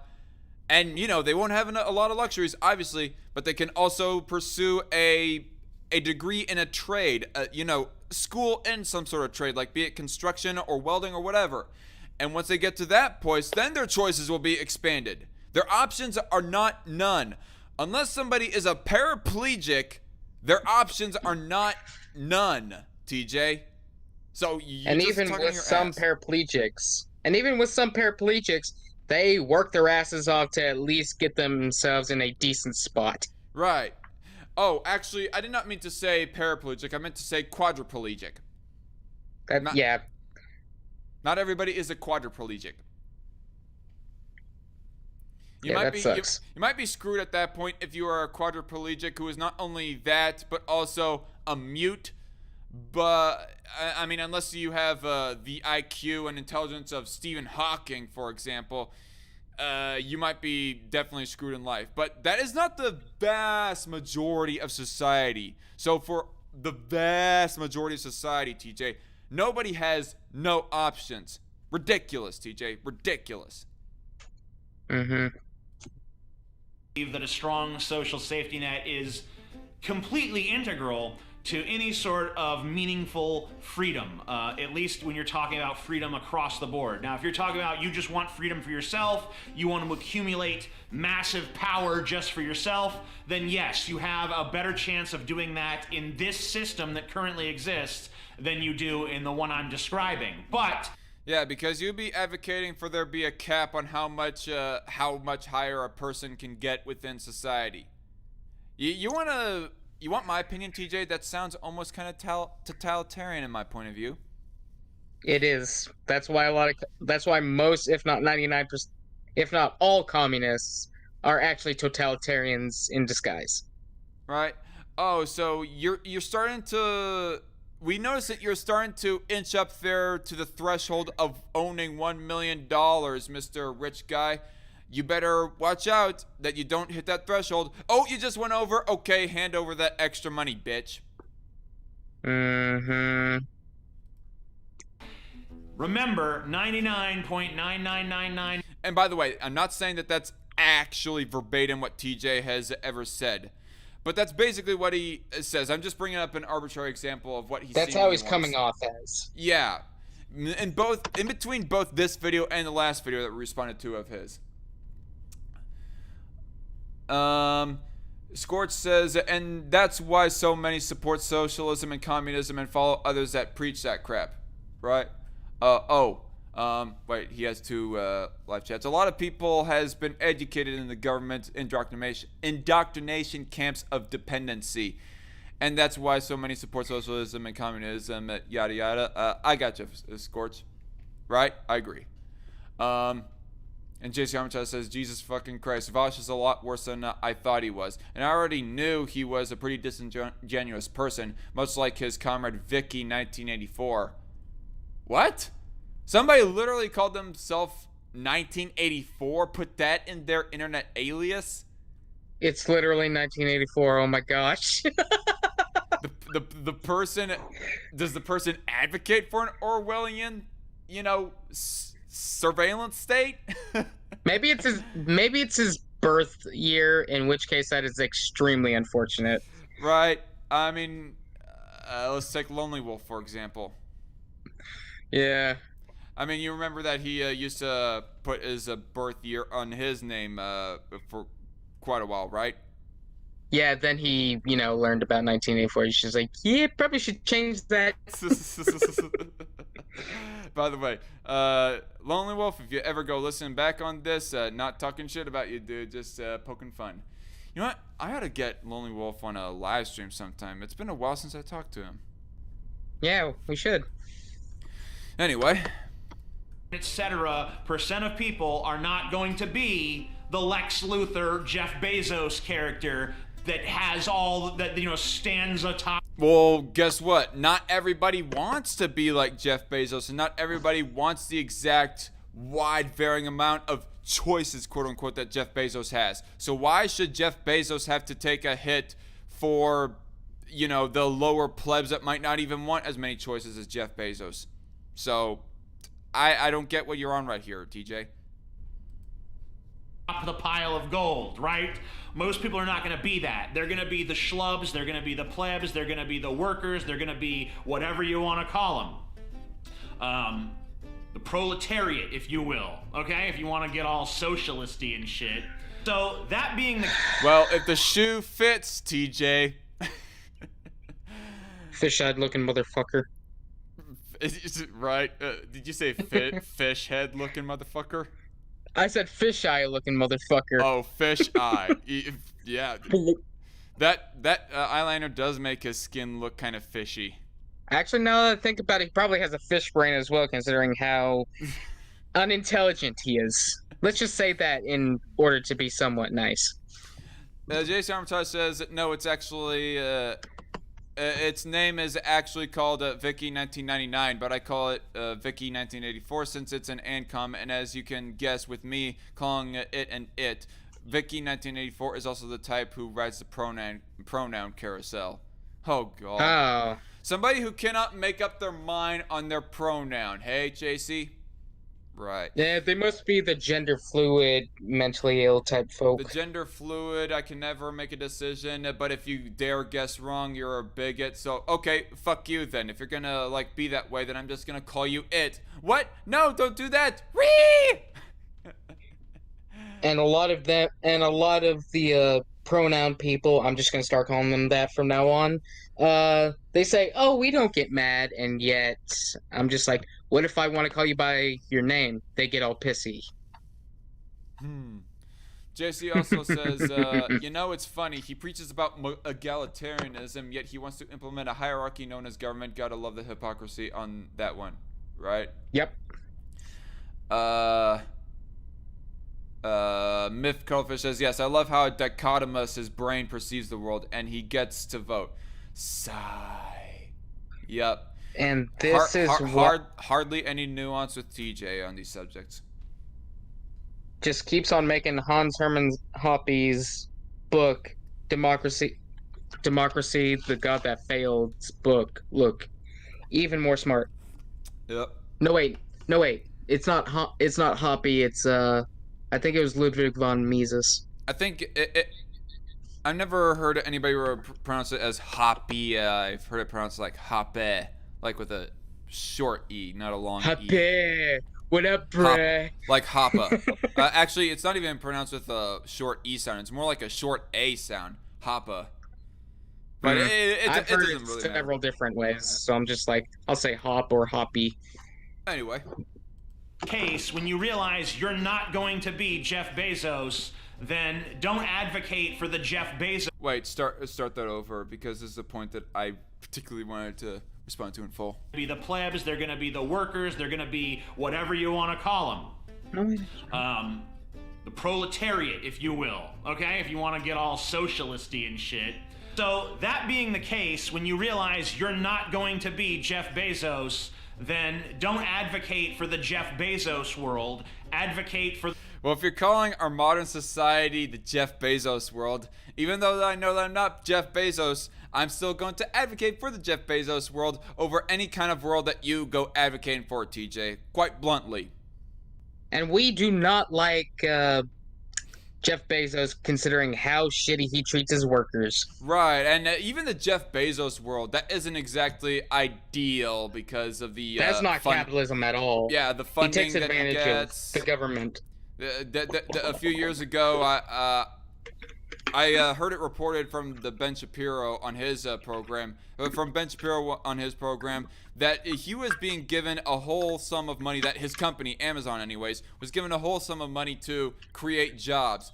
And I was thinking to myself, as Ben Shapiro was as well, why the heck do you need this money in order to create jobs? Jeff Bezos is a rich man anyways. He can just create the jobs if he wants to. You don't need the government to just come in and start subsidizing or this kind of shit through taxpayer money. So yeah, even the Jeff Bezos world isn't exactly ideal, TJ, but I would still take it over your world. The world where the freedoms are spread out, a little bit more evenly distributed. And that's a world where there's a strong social safety net. That's a world where we do not have a work or die sort of arrangement with big business. It's a country, we have a system that's a little bit more humane. Work or die arrangement with business. As if capitalism isn't already moral, considering people would gladly start a non-profit for people that are down on their luck. I'm sorry, but I think when the Founding Fathers first created this country, they were not making a work or die sort of arrangement with the East India Trading Company or any other big business that existed at the time, TJ. Yep. And neither are we nowadays doing that. We are just, letting freedom ring, and that just inevitably ends up with a Darwinian sort of, standard in society that, you will have to work if you want to live, aka work or die. So it's the idea. I get that work or die. He's acting. I get as that if work or die. Go on. Go right ahead. Okay. The idea. He goes acting like the rich people are the grand arbiters, the grand gods of the universe that we are making a deal with on what kind of society that we want to do. It's just ridiculous. You're saying the thing about the work or die mantra that we believe in, it sounds way harsher than what it is. It just means be willing to work and do your best to look for a job, but if you do need help, people will likely be there to help you. Right. Unless you're a complete scumbag, in which case I don't give a shit. Vladimir Lenin says, "He who does not work shall not eat." Right? I guess it ain't always the case that Soviets or Mao Zedong's China, or whatever the case be, communists, they don't always have a work or die philosophy in the way of work or else get lined up against a wall in front of a firing squad. It's either work or else we will cut off your food. That's another method, I guess. But either way, or work or starve. Yeah, it's either way, it's still authoritarian in a way that TJ would say that capitalism is supposedly, even though it's hands off the type of work or die, standard that exists within capitalism. Anyway, this video is almost done. Let's power through. Charitable, kind, empathetic, and there's a greater sense of community with your fellow man and woman and anybody else. However you want to identify. I don't care. Do it. Man, woman, or whatever else. There is no whatever else. There isn't. So anyway, that's pretty much the end of that, y'all. TJ, you're ridiculous. You need to brush up on your economic philosophy a little bit better in order for you to make any sense. More than a little bit. Yeah, a lot. But completely dismantle your political beliefs and all that, and literally build from the ground up. That's exactly what you need. Right. But if not, I guess we can just continue on using you as a foil to respond to, TJ. That's fine too, I guess. Anyway, Zachary Colley says, "What did TJ do this time?" He gone misdefining freedom is what he did, Zach. You'll have to rewatch the live stream as we are done with that. Basically, right now, he believes that choice equates to freedom. Yep. Even though that's a completely fallacious way of looking at freedom. Yep.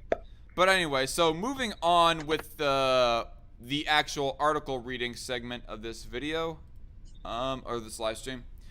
So, AmericanMilitaryNews.com. Biden launches domestic terrorism strategy targeting anti-government ideology, white supremacy, and more. So this is more... Uh-oh. Yep. So, like I said a lot earlier in this live stream, this is more in relation to the whole thing about, New York Times is saying that shouting freedom and is essentially anti-government. It goes to make you wondering as to what the threshold is. And with this plan, anyways, as you all know, earlier this year, we gone covering a story about how Biden was rolling out some kind of plan with the DHS to be targeting anti-government extremists, supposedly. So it makes one go wondering, what is the standard for what is called anti-government? And New York Times, being of similar mindset of Biden, one could ask heavily, is just believing in even the most milquetoast sort of freedom anti-government extremism? And it's just an open hole right there for possibility. So to be diving in and reading up more on what exactly he plans on doing anyways, as this is a more recent article about his plan, June 15, 2021, let's get into it. The White House on Tuesday announced President Joe Biden's national strategy for countering domestic terrorism, a first of its kind, four-pillared approach to improve how domestic terrorism is defined, identified, and combated. The strategy's main aim is to target those with racist or anti-government ideology. Good Lord.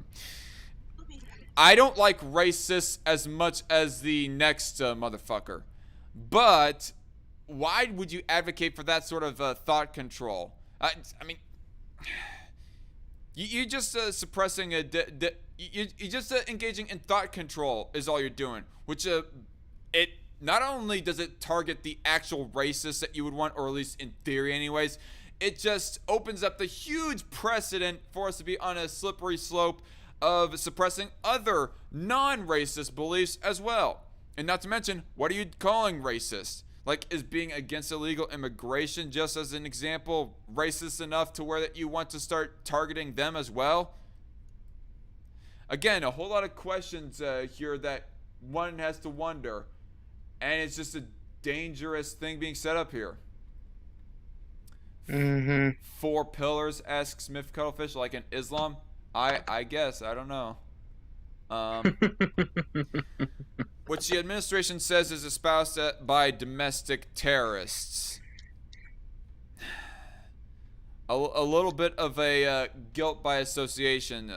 Like, I'm not saying that these types of people that they say that they are targeting are like directly associated with each other, but they have some, at least in their point of view anyways, the Biden administration's point of view, have overlap in their beliefs to where that they falsely associate these people with these other people.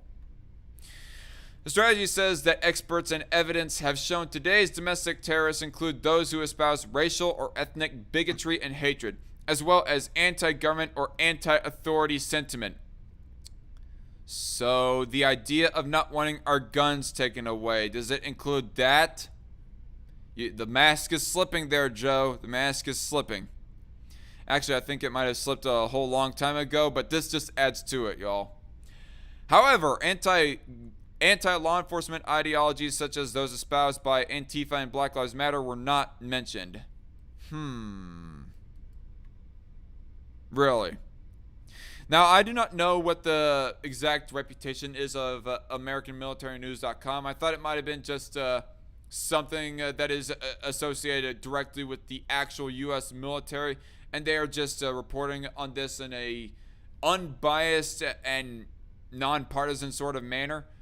I'm willing to give that the benefit of the doubt, but the fact that they go saying that Antifa and Black Lives Matter were not mentioned, it just makes one go wondering, is it really the truth, or is it possible that they're having a bit of a bias against leftism? I don't know. Probably the former rather than the latter. Possibly. So, given the benefit of the doubt that it is the former, racially or ethnically motivated violent extremists, principally those who promote the superiority of the white race. White supremacists aren't nearly as a problem as they were. People keep on forgetting that. You know, I know of how that Karlin Borisenko likes to say that people like me saying that CRT is anti-white is supposedly building up and motivating a white power movement. But this right here is actually going to start motivating and emboldening a white power movement right here. You're going to be giving them a justifiable victim complex if you do this bullshit, Uncle Joe Biden. And people wonder why quote-unquote white people are becoming more racist. Maybe it's because you're trying to push bullshit like this. Right. You're causing racial divides. Precisely. You go like suppressing this or being all fascistic quite bluntly on this sort of thought. No, wait. Oh yeah, This is their plan. I just called the leftist fascistic. Shoot me. What are you gonna do about it? No. I mean, this is the government's plan. They're doing this in order to divide and conquer. Right. So if the leftists are saying, "Oh, this is good," no, they're doing this to fuck you over too. Right. You idiot leftists, you're letting the government divide and conquer. Right. You're gonna have white racists, people who are like racist against just anybody who is black and just even mildly sympathizes with Black Lives Matter, have them get into physical fights with them and whatnot, to where that it's going to make the government feel more justified. Oh, we need a heavier police state to crack down on this sort of race war travesty that we have going on. You're aiding the very thing you should be fighting against. You go with this sort of thought control kind of fascism right here. You're just going to piss off the people that you're supposedly targeting, and not only that, you're going to get more people on the outside of that group curious. Oh, what is the beliefs of this group? Like alt-righters, supposedly. Groypers. For example. Yeah, or groypers. And they might get so curious to where that they buy into the beliefs of groypers and alt-righters and so forth. Join those groups and possibly even eventually get increasingly more violent against leftists. Now, that's not me to say that's to anybody on the right within my fan base. That's not me trying to say that the right wing current day are more violent than leftists, but I'm just posing on the possibility right here. And also, people like to say that alt-righters are technically leftists, which I will give the benefit of the doubt on that. But nonetheless, you get my point.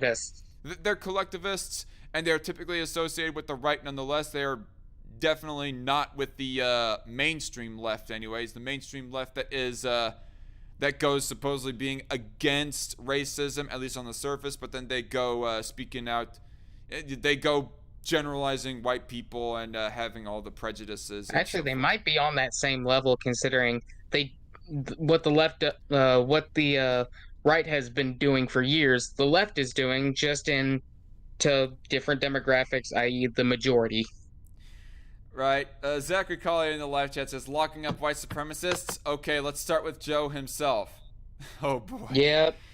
I'll wrap your head in a chain to that one, guy that's in the Supreme Court who happened to be black.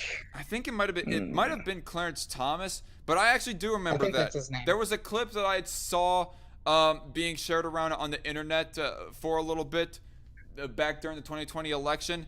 And it was a very old clip, like 80s or 90s or something like that. And Joe Biden was all like, we didn't want a nigger back then and we don't want a nigger now, or something like that. Well, yeah, we don't want an N-word mayor and we don't want an N-word mayor now. Yeah, so is Joe a white supremacist who should get locked up just for him saying that exact thing? Yeah. Dear God. Self-defeating, The reason I have to censor myself in order to not piss people off is so frustrating. Then again, why do I care? By the way, I said the N-word in context, y'all, so do not give me all your racist bullshit or something like that. No, it's not the people in the live streams that are going to get you. It's fucking YouTube. Right. I mean, even, let me say, even Samuel Jackson says it's okay to say the N-word in context. Heck, he defended his buddy Quentin Tarantino from those accusations of racism. Have you ever seen those interviews, by the way? Samuel Jackson defending Quentin Tarantino from accusations of racism just because he says nigger? I think I might have, but I don't remember very much. Mm-hmm. Oh, yeah, now that I remember, yeah, I do remember him. Yeah, and of course I've listened to Morgan Freeman about racism, saying, if you want to end racism, stop talking about it. Well, I'm not so sure of what his opinion is about the M-word, but I definitely know that Morgan, he probably doesn't like it, but he also doesn't use it himself, probably. Right. He's like, nobody should be saying it. Hey, just holding him to his own standards, as Zachary Colley. Precisely. I mean, FYI, everybody, nobody is advocating for Joe to be put in jail. Maybe for the pedophilia. But at the same time, I'm not saying. Doesn't. Anyway, we should probably just get on with it. No, but yeah. Just to clarify, nobody is calling for his jailing right now. Yeah, YouTube. And militia violent extremists are assessed as presenting the most persistent and lethal threats, the strategy says. Which militias today are legitimate white supremacists? Right? If anything, there's black supremacist militias. Right. Dear I mean, would Antifa count as part of that group, Mr. Strategists, Biden strategists? Probably not, because cognitive dissonance is plentiful in today's politics. Right. A senior administration official told American Military News and other outlets on a Monday press call that the strategy aims to create conditions of public safety and ensure people can express their political views as is appropriate in a democracy. No, you are not. Don't lie. The lip service they're doing in order to appease to these dumbass voters. Again, they're trying to say, oh, we're pro-free speech, while it's the other side of their mouth, oh, we need to start jailing people who go speaking racism. That's the left in general, yep. again, I think that racists should be lambasted, quite frankly, just for Ostracized. Straight up ostracized. Yeah, just for hating on black people, just for being black people and so forth. But I don't think they deserve jail time for that shit either. Again, you just they have the freedom to do that as long as they're not outright going around killing black people. Yeah, I mean, they definitely jail them for killing black people, for committing what the left would call a hate crime. But anyway, the strategy's 4 pillars consist of: understand and share domestic terrorism-related information. 2. Prevent domestic terrorism recruitment and mobilization to violence. 3. Disrupt and deter domestic terrorism activity. 4. Confront long-term contributors to domestic terrorism. I mean, this is what scares me. They're being so unspecific about everything that if you even do the slightest thing, you might have your ass, thrown in chains or outright shot. In chains! They're going to put you all back in chains. Remember that quote from Joe Biden back during the Obama administration? Yep. Yeah. Dear God. Those are the good old days. Oh, man. I sometimes can't believe I supported Obama back when I was like 8. Oh, you heathen. You get kicked out of this live stream right now. You bitch. But then again, 8-year-old me was probably actually known. You guys didn't see that, but I kicked him out of the StreamYard call momentarily. You're saying, JJ? Yeah, I was backstage. Anyway, so the strategy will entail further support to law enforcement via funding and training to help law enforcement partners identify domestic terror threats and counter those who seek to use violence to achieve their political end, the official said. So this is looking like that you're not only going to have, I don't know, at least supposed white supremacists supporting police, but you're also going to have white supremacists against police at the same time. You're going to have, it's kind of oh man, the ironic multiple different sides that we have in this nation. It's like ridiculous. Just getting more and more divided, all these subgroups of different beliefs. You have the white supremacists who have a victim mentality with the police. Oh yeah, fuck the police. They are like arresting us just for our anti-black rhetoric, or our pro-white rhetoric, rather, as they would frame it. And then you have white supremacists who are all like, George Floyd deserved it. Yep. Who are that much supportive of police. Anyway, the administration official also added that the strategy will include enhanced partnerships with tech companies in the effort to identify and combat domestic terrorism content online. Okay. Oh, so you're just going to strip freedom of speech online too. Wonderful. It's bad enough that the companies are doing it themselves, but yeah, the government getting involved with companies to sort of mandate them to do it now. Damn. I'd say hopefully the Supreme Court, fights this by using the First Amendment, but I'm not too sure considering how unreliable they've shown to be. Yep. Zachary Colley says in a robot voice, because Orange Man bad, Antifa racist, does not compute, malfunction imminent, error. Zach, you're so goofy. The official said the administration is working with tech companies. Wait, did I already read that? Yeah, I think you did. Okay, the strategy also aims to foster programming that can build digital literacy and other forms of resilience to domestic terrorist recruitment online, as well as malicious content from extremists. Excuse me.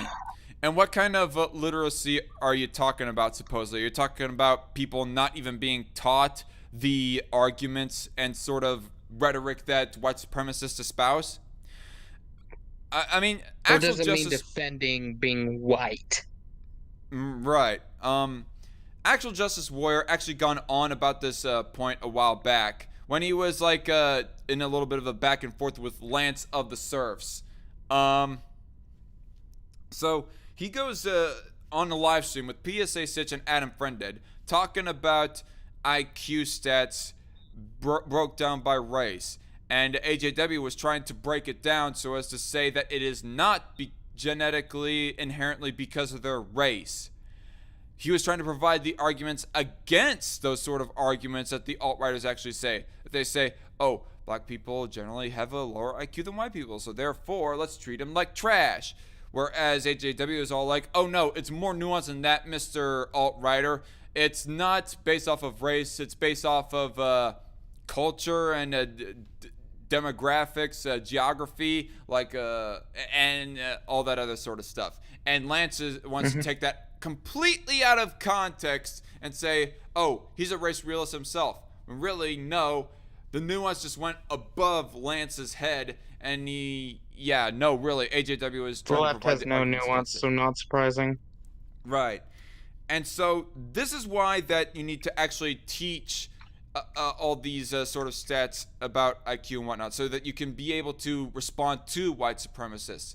But something tells me that the supposed digital literacy, or whatever literacy that they're talking about here within this Joe Biden anti-domestic terrorist extremism program right here, something tells me that they're not one to teach that, even in that sort of AJW route that I just explained. Oh no, they definitely don't. They want to sow more hatred in order to divide the masses even more so they can take advantage of it. Yep. Domestic terrorism driven by hate, bigotry, and other forms of extremism is a stain on the soul of America. It goes against everything our country strives for, and it poses a direct challenge to our national security, democracy, and unity, Biden said in a statement on Tuesday. The strategy also suggests policy changes will follow in the Department of Homeland Security, Department of Defense, and Department of Justice. The strategy calls for the DoD to develop a plan to ensure that people recruited into the military and those separating or retiring from the military are worthy of the role of a military member and are not preyed upon, the official said. What? I think what they mean by preyed upon is being brainwashed by white supremacists or whatever. Here's the thing about the military, considering I've talked to multiple people. The military, for the most part at least, because there are exceptions with most of everything, they don't see color. They just think, oh, am I going to fucking die today because some terrorist is going to blow my head off? And then another guy of a different skin tone protects them. Of course, they're going to think of this guy highly because literally saved his frickin' life. Yeah, I don't care if my a fellow military comrade in arms right here is black or brown or yellow or whatever. Is he fighting against those people who are dressed in black, aka ISIS, or anything else like that? Yeah, the military for the most part does not see color because, you know, it's so trivial and it might even cost them their life. So it would be antithetical to be racist in the military. I mean, unless you worked in a desk job, in which case, maybe, but even then, 99% of the military is probably not racist. Yeah. I mean, yeah, they might be against illegal immigration, and that's like the closest thing that you're going to get to that. And apparently that's close enough to them to define it as racist, or at least in some leftist Democrat standards anyway. So that's what I'm mostly concerned with this program and what they're calling racist. Like, as much as I don't want white supremacists to get arrested or whatever, to have a justified victim mentality in regards to the government, what I'm most concerned about is people who are just a normie conservative who's against illegal immigration, them getting arrested. Yeah, if that's the case, then most of us are fucked, because I'm against illegal immigration for now until we get rid of the social safety net that we currently have. That's pretty much my opinion as well. I mean, I've become more lax on the issue of illegal immigration over the years. Well, immigration in general. I won't say illegal immigration. There are some points of immigration that I think should be reformed so as to make it easier to immigrate, definitely. and so that it does not get defined technically as illegal. But nonetheless, yeah, I've become more lax on the issue over the years. But a couple of funny things here in the live chat. JC Armitage says, new Antifa brand Dalek, now with a 41% chance of self-destructing. And Zarkakali says, Antifa Dalek, in Dalek voice. Wait, sis, exterminate, boom. Wait, did you hear that? Sounded like someone exploded. Is it Dalek talking about himself, or is he talking about one of his fellow Daleks? I think it was a human. Exactly. Oh, well, perhaps. Oh, well. Anyway, Secretary of Defense Lloyd J. Austin called the strategy a milestone in our country's efforts to address a serious and growing security threat. I want to drink battery acid. It's a milestone towards fascism, I'll tell you that much. Mm-hmm. And vowed the Department of Defense's support, including its robust relationship with federal law enforcement. Austin also said supporting the strategy includes DOD's refining our policies to better address this issue within the department. Department of Homeland Security Secretary Alejandro Mayorkas said the DHS is undertaking a number of actions as part of an all-of-government effort to fight domestic terrorism, including open source information to identify and counter threats, among others. Violent extremism has been designated a national priority area in DHS's Homeland Security grants, allocating $77 million to prevent and respond to domestic violent extremism. End of article. Maybe domestic violent extremism is a problem because the fucking government is in every aspect of our life. Right. Oh, damn, what the fuck is up with this article right here? It's... Must be a glitch. Yeah, I don't know. I don't even know if I'm too interested in this particular article right now anyways. It says, federal judge withdraws opinion after anti-white texts emerge in Boston public schools case. You know, I think I'll go ahead and save that for some...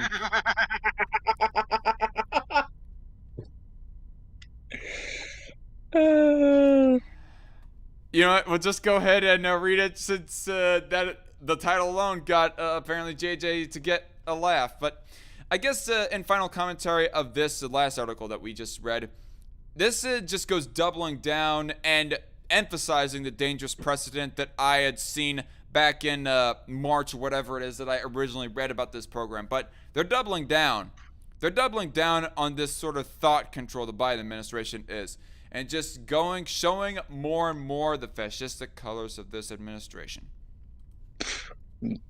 Yep, it's 100%. It's probably 100% worse than Trump, and Trump was not that great either. Right. Mifco Fish says, I love JJ's evil laughter.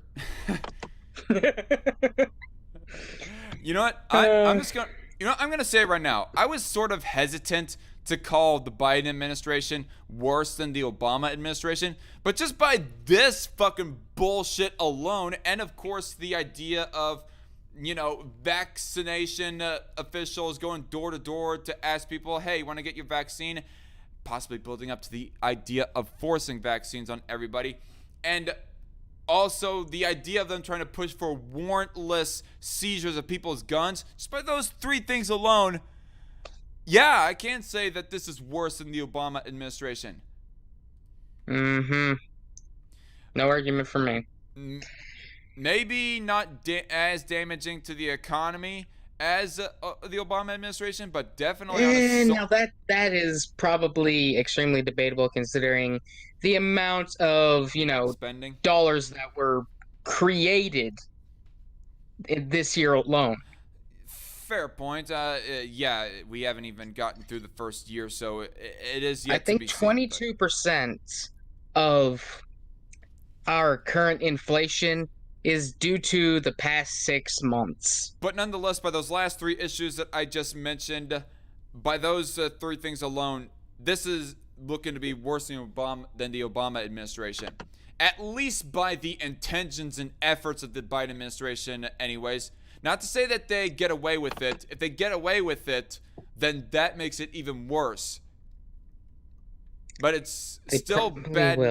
But it's still bad enough just by the pushes and efforts and intentions of this administration that makes them worse than Obama. Anyway, I wouldn't be surprised if it happens. So with the article that JJ was getting a little bit of a tickle out of, A Massachusetts federal judge retracted an opinion in a case involving Boston public schools after the emergence of anti-white texts between two school committee members.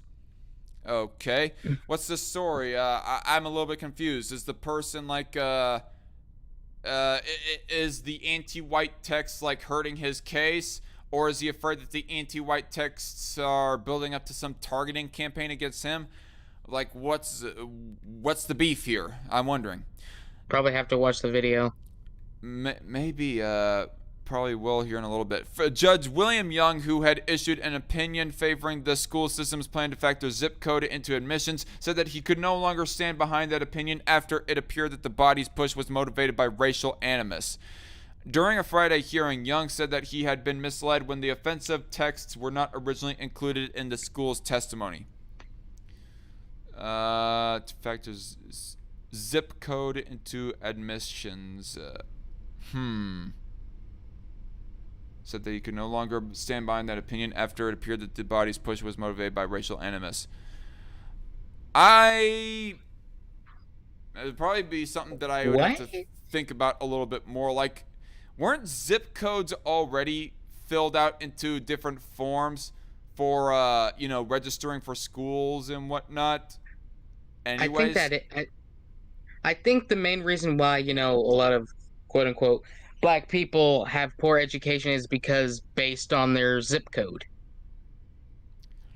Because if they're in poorer areas, they go to poorer schools and get poorer education. Right. Lack of school choice, for example.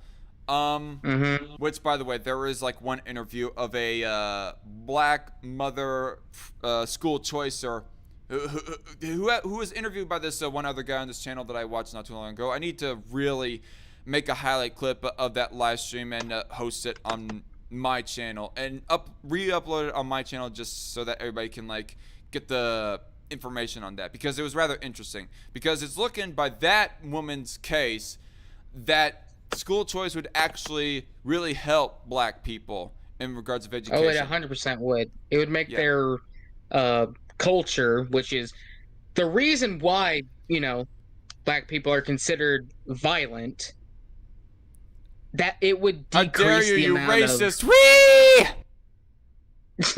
It would decrease that amount of belief and thinking that they have no other choice, because they'll get higher education, probably get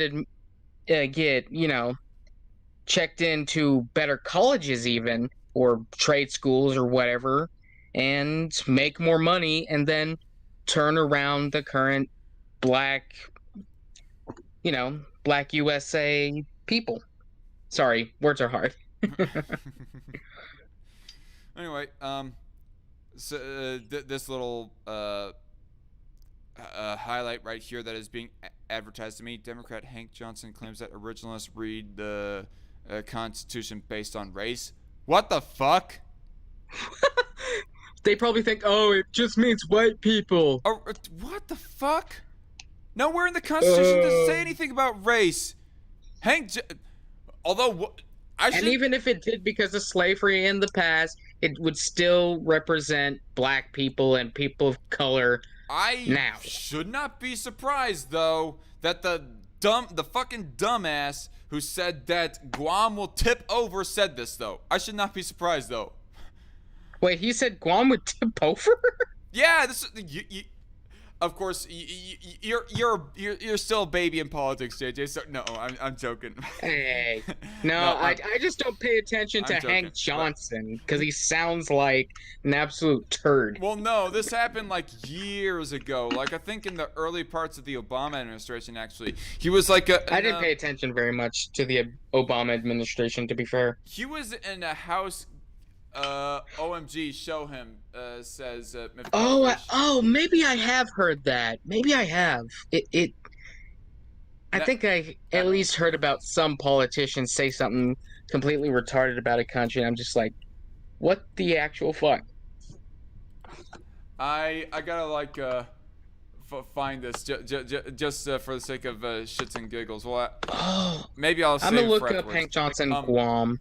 Okay, I've been misled, and I don't see how the opinion can stand, Young said, noting that he has never once retracted an opinion in his 35 years on the bench. We'll watch that clip, like, after we get through these two articles. Oh, yeah, I have seen it. I remember now. Oh, okay. Yeah, now that was absolutely hilarious. I just forgot. Acidian in the live chat. Hello there. He says pandering Pelosi, Shiesty Schumer, and babbling Biden lit the proverbial racist match, then walked away and let our neighborhoods burn for political theater. Right? Mm-hmm. You get those racial tensions stoked up, and let's exploit it. By let's, I mean Democrats. Anyway, the text conversation between former member Alexandra Oliver Davila and former member Lorna Rivera addressed their hatred of West Roxbury, a mostly white neighborhood in Boston. I hate WR. Oliver Davila texted Rivera, to which Rivera replied, sick of Westy whites. Oh. Ooh. At first, I was willing to give the benefit of the doubt that maybe they weren't racist towards white people, just they were like inadvertently hating on a neighborhood who just coincidentally was mostly white. But reading that quote, sick of Westy whites, that does seem pretty racist. String them up, tar and feather them. Imagine if I said that I was sick of Westy blacks. What would happen there? You are racist. You think that all black people are thugs. Oh no, but I'm not sick of them. In fact, I quite love Westy black women. No, that's not the only reason. That would not help your case. No, it wouldn't. But just shit talking aside, though, Oliver Davila then followed up. Me too. I really feel like saying that. The texts were leaked last week to several news outlets after Young decided the case in favor of BPS. Both Oliver Davila and Rivera resigned shortly afterward. At that point, the case had already been appealed to the U.S. Court of Appeals for the First Circuit by the Boston Parent Coalition for Academic Excellence, where it has yet to be heard. Young, in the Friday hearing, said that it was ludicrous that the text had not originally been included in the school system's testimony. The controversy began after the school committee implemented a new provision into admissions for prestigious public schools that would lean more heavily on zip codes than academic performance. That provision was met with outrage by many parents who accused the school of using it to discriminate against Asian American and white students. Click here to read more in the Washington Examiner. A spokesman for the BPCAE responded to Young's retracted opinion, saying that parents are pleased with that development in the case. The text incident comes on the heels of another recent school committee incident revolving racial animus. Then Boston School Committee Chairman Michael Lecanto was caught in a hot mic moment last year making anti-Asian comments during a meeting about the zip code-based plan. End of article. And might I just say, hating anybody just for their skin color is bad, people. Don't hate people based on color. Hate on them based on their merits and who they are as people. Do I get my virtue signaling points yet, lefties? Nope, because you're too right-wing, and if you even say something, even as a joke, you'll be ostracized and treated as a white supremacist. Oh my gosh, I guess I still have a lot of work to go through then. Alright, you have to admit your white privilege. Alright, so anyway. So, on to the very last article of this show, and we are... Oh, the rainbow dildo monkey! No, I remember that. That was so bad. Oh, I remember seeing that. I'm just like... Where's my 22 when I need it? Oh man, indeed. Like, can this guy just get shot in the ass already? And no, that's not me making a little bit too late, but okay. This guy, as far as I'm concerned, he's like exposing himself, sexually exposing himself to children around him. As it's explicitly said, to entertain children. So as far as I'm concerned... I think there's in England, too, which makes me hate you. As far as I'm concerned, this is damn well pedophilic. And I don't think pedophiles or anything along those lines I think they get an exception in regards of protections from violent threats, as far as I'm concerned. They 100% do not get defense from that. They deserve to be told that and even done so. Right. First, we're coming for your children, and now this. You're too white. You have generational privileges, Myth Cuttlefish. Oh yes. I don't get any excuse. I do not get any leniency from the SJWs, unfortunately, because I'm a white male. Whereas you, as a Hispanic female Cuttlefish, you get at least 2 points of well, not privilege, but of oppression. You get at least 2 oppression points from the SJWs for that. Boy. JC Armitage says Rainbow Dildo Monkey Nani the fuck choom. The fuck choom? What? I'm confused. Anyway, so I've been hearing this story make the rounds across the internet, and so I thought that I wanted to look into it myself. I saw the picture and I'm just like, because I'm that much of a sadomasochist, y'all. I want to suffer, and I want you to suffer. We're coming for your children. Right. Oh man, the gay choir. I'm remiss on not speaking out about that, but damn, from what I vaguely know about that, it almost it makes you look back. Like, look back on all the accusations and whatnot that, you know, some conservatives, they were sort of, I guess for lack of better wording, fear-mongering the idea that if we allow homosexual relations, you know, legally allow homosexual relations, then we're going to be talking about sexualizing children and whatnot.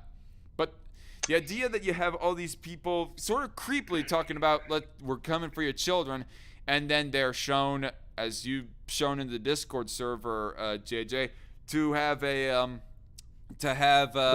child predatory charges on them, almost seems to be giving some credence to those past conservative arguments. Sadly enough. And even if they're all like bogus and all that, it's definitely at least a trap in order to lead to quote unquote hate crimes happening to gay people, and then they have a defense. Right. And by the way, Myth Cuttlefish, she says, we weren't fear-mongering, we knew. It's in the gay manifesto. Well, at this point, I'm not going to say that it's so much of fear-mongering. I mean, but I was just using the word fear-mongering because of lack of better wording. I guess warning would be the better word. But nonetheless, in spite of this bullshit, I'm still not for the government getting involved with marriage, but it almost marriage should be between two consenting individuals, and I do not support homosexuality, adults. But that's their right. But I will say that this almost gives credence to the Groypers in a sort of way. I mean, I can't stand Nick Fuentes, but damn. Funny enough, Nick Fuentes is also a bundle of sticks. A bit of a queer himself. Oh, he's definitely one of the biggest queer right-wingers I've ever seen on the internet. Yep. He might be even bigger than the former gay that we knew. Milo Yiannopoulos. Yep, I think he might be bigger than even Milo Yiannopoulos was, and that's saying something. Yeah, I mean, Milo Yiannopoulos, at least he looked like he had some beef on him as far as muscle mass and size of body goes, but fucking Nick Fuentes, he just looks like such a soy boy. He looks like a twink. He looks like a fucking twink. He looks like a fucking soy boy even more than the actual gay man with the over-the-top hairdo himself, Milo fucking Yiannopoulos. Milo is apparently no longer gay. Well, right, so. But just saying, speaking back when he was gay, yes. Yeah, speaking more about his past self. But anyway, get into the story. A London library is apologizing for bringing in a quote-unquote rainbow dildo butt monkey. Cringe. Why not just a rainbow monkey? That would have been so much better for your cause. Don't go showing butts And don't go bring in dildos. Fuck you. To entertain children. Redbridge Library has hosted a Mandiga Arts Group at a Redbridge Library Summer Reading Challenge event Saturday in East London, where video footage posted on social media shows a number of performers outside the event, according to the Evening Standard. One of the performers was dressed in a rainbow monkey costume, exposing a fake buttocks and a fake penis. Fuck that. It's one thing for you to be doing some sex ed type shit, but this?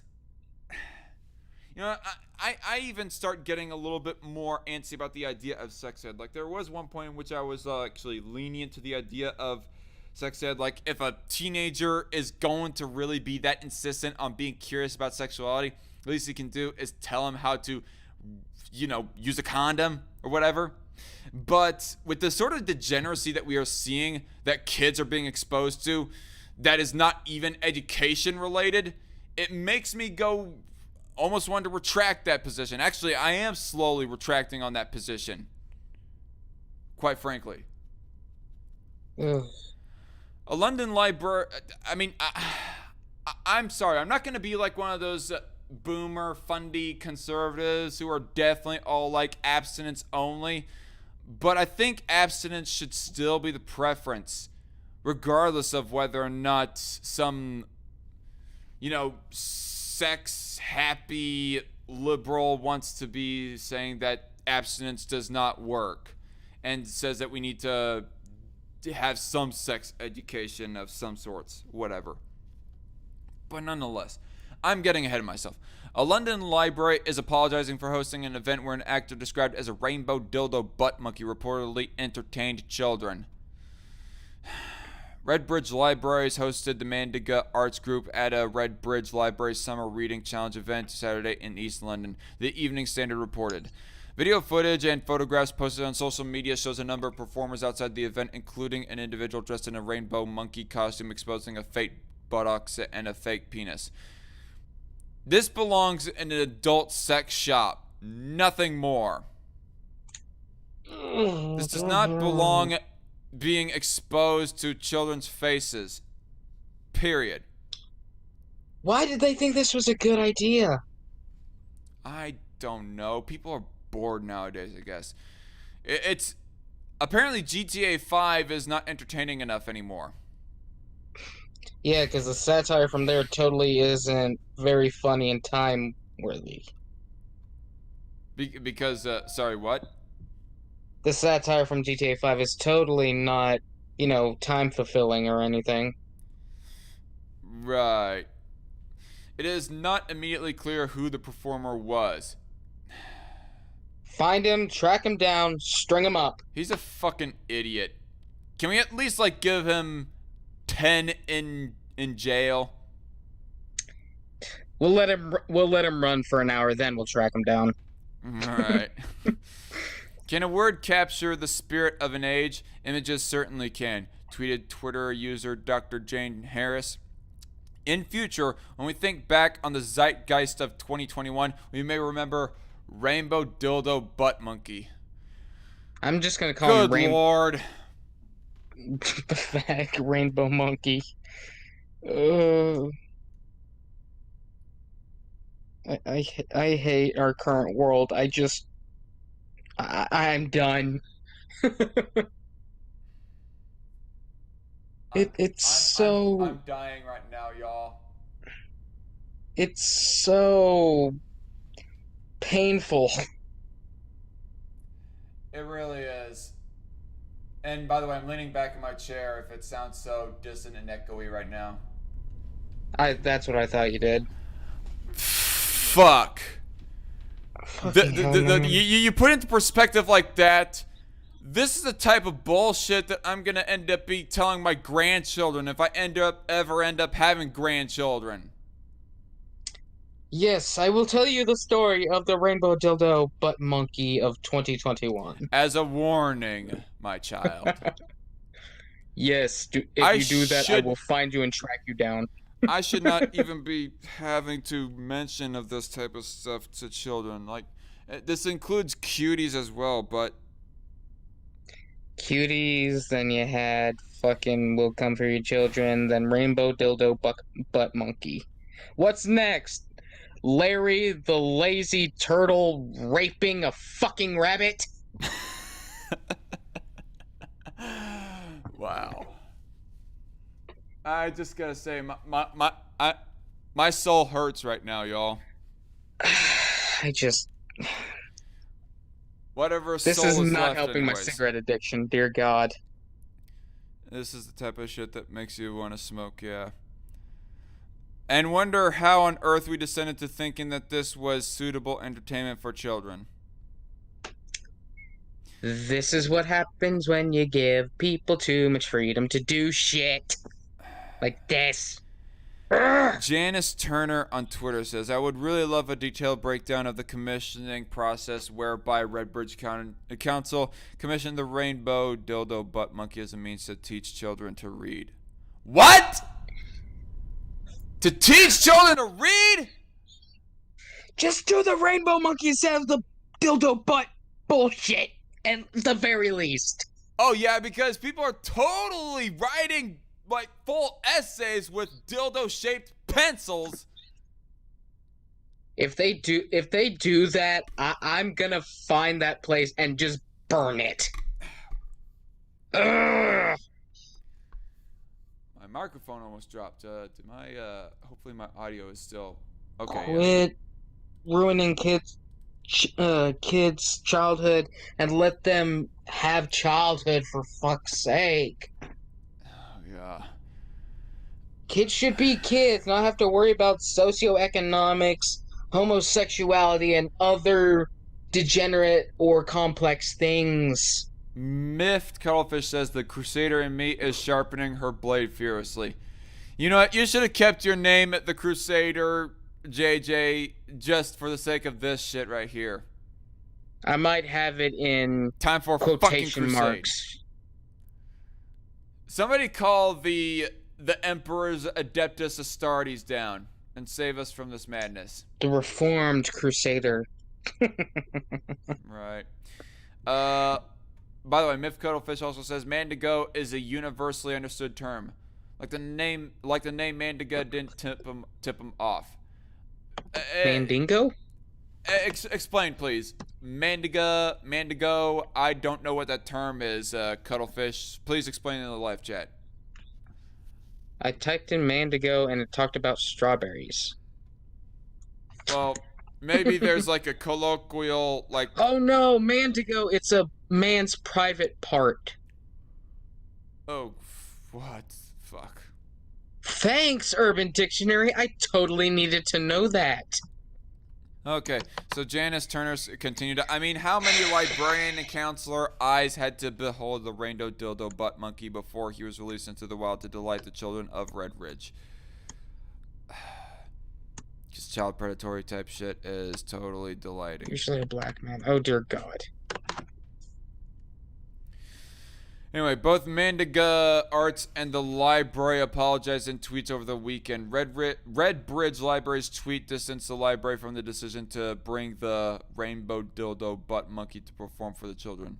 Maybe you shouldn't have agreed to it in the first place. My question is, how ignorant or not were you of this shit, Redbridge Libraries? You need to keep tracks on the people you hire, for fuck's sake. I am willing to be somewhat charitable that maybe this was not intentional. That maybe you were just expecting a rainbow monkey, but was not expecting the butt cheeks and the dildo. But if it is found out that you were completely knowledgeable about this, I think you should be treated in the same way that the Netflix CEO is. At this point, I think if they were knowledgeable, the library should just be torn down. Yeah. Or burned or something. I'm not going to go that far, but I think there should be a Well, replacement. not burning, but torn down and I think there should be a reassembled or replacement something. of staff, at least. Yeah, completely new branding. Yeah, half during or one of two, I guess. I guess there are like 2 tweets in total. You know, let's go ahead and just pull up the original tweet. I think every day that I'm no longer on Twitter. So 1 of 2, actually in 3 tweets, 1 of 2, or 1 of 3 rather, during an event put on at the library today, there was a performance by a carnival arts company. Unfortunately, one of the animal costumes was inappropriate, which we were not aware of at the time of booking. Okay. Hopefully you're not a bunch of liars. We deeply apologize for the offense caused. Damn right it's offensive. And if anybody says that I am acting like a triggered little snowflake about this, fuck you. This is one of the appropriate times to get triggered. Shove it up your ass. This is being looked into, and a further statement will be made. This event was arranged by Vision and not Redbridge Council. Upon receiving complaints passed on by the leader and deputy leader, we ceased the performance and are truly apologetic for the distress caused to residents. This will never happen again. Better not. It better not. And the people in the responses are saying this is a slight change of tone.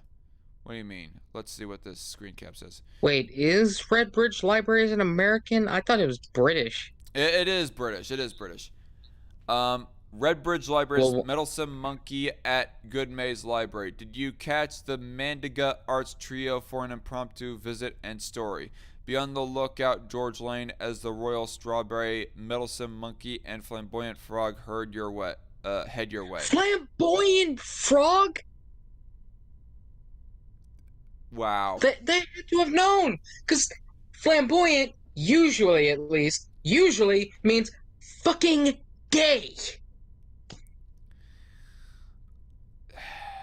Obviously, there was something involved right here. Tipped off some sirens in their frickin' head. That was a shock when Monkey turned around. I know, Monkey's out of control, but when you've got it, flaunt it, I suppose.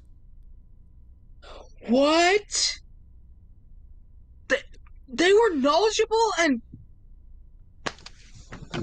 Maybe they weren't knowledgeable about it beforehand, but as soon as they found out, they were all like, ha ha, ha ha, that's so funny. The rainbow monkey has a butt and a dildo. And then later on, they get lambasted about it, and they were all like, oh, it was a bad idea for me to have laughed at that.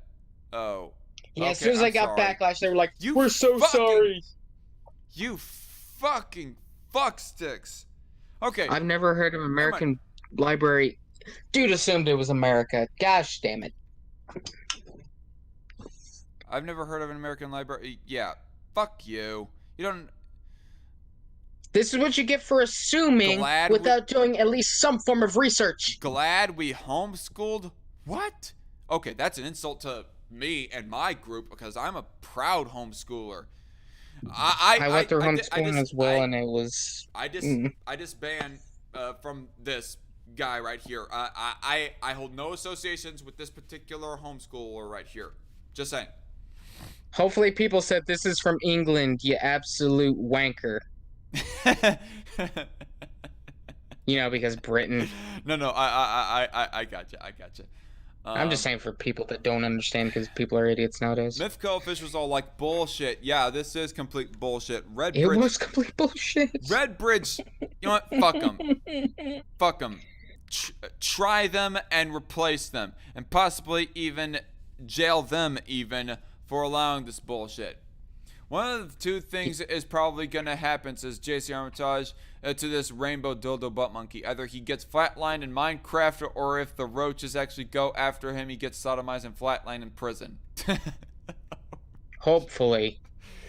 Oh god. Anyway, during an event put on at the library today, there was a performance by a carnival arts company, the library tweeted. Unfortunately, one of the animal costumes was inappropriate, which we were not aware of, blah, blah, blah, blah, blah. I think that's already from the... yeah. That was just from the tweet. I'm skipping that. I already read it directly from Twitter. Mandiga Arts apologized for any offense caused, saying the group never intended to offend residents. The organization did not immediately respond to a request for comment from the Daily Caller News Foundation as to who the rainbow dildo butt monkey is. Okay, so this is an association with Daily Caller, but if anybody is going to say they're untrustworthy because they're right-wing, fuck you! Find yourself a counter source. Otherwise, you can go fuck yourself. Just because they're right wing doesn't mean that they are complete and utter fucking liars on everything that they say. We respect everyone's individual opinion with no offense to any part, the group tweeted. Actions are being taken, more information to follow.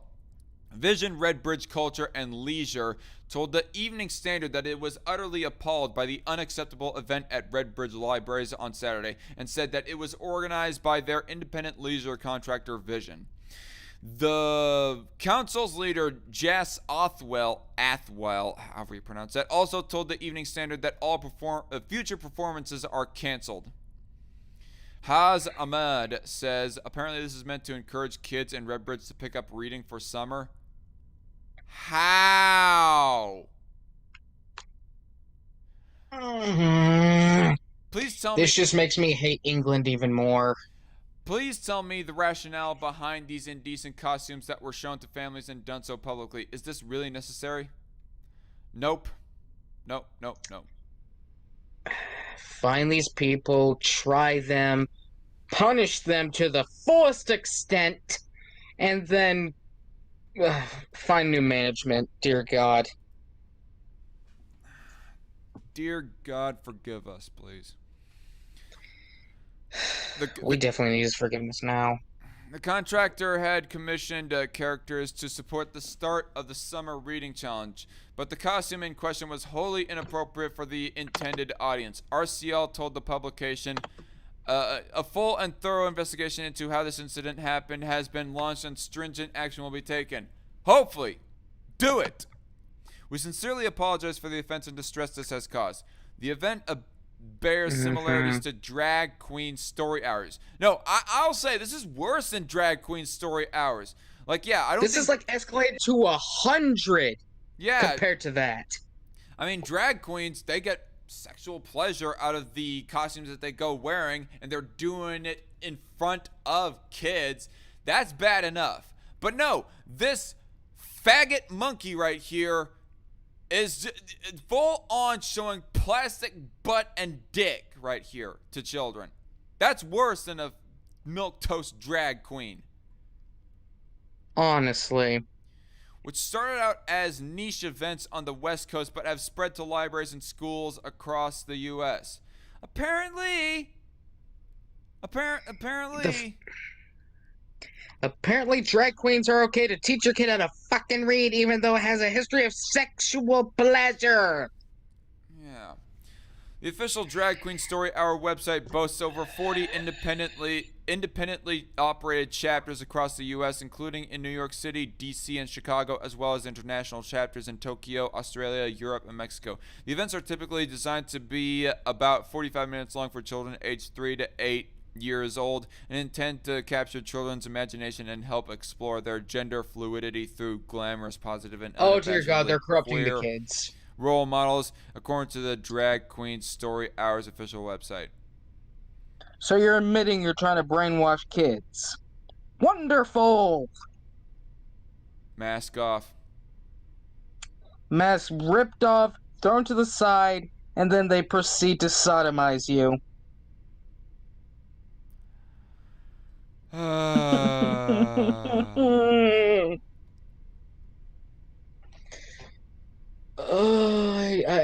I need forget Jack and Coke. I just need the Jack full bottle.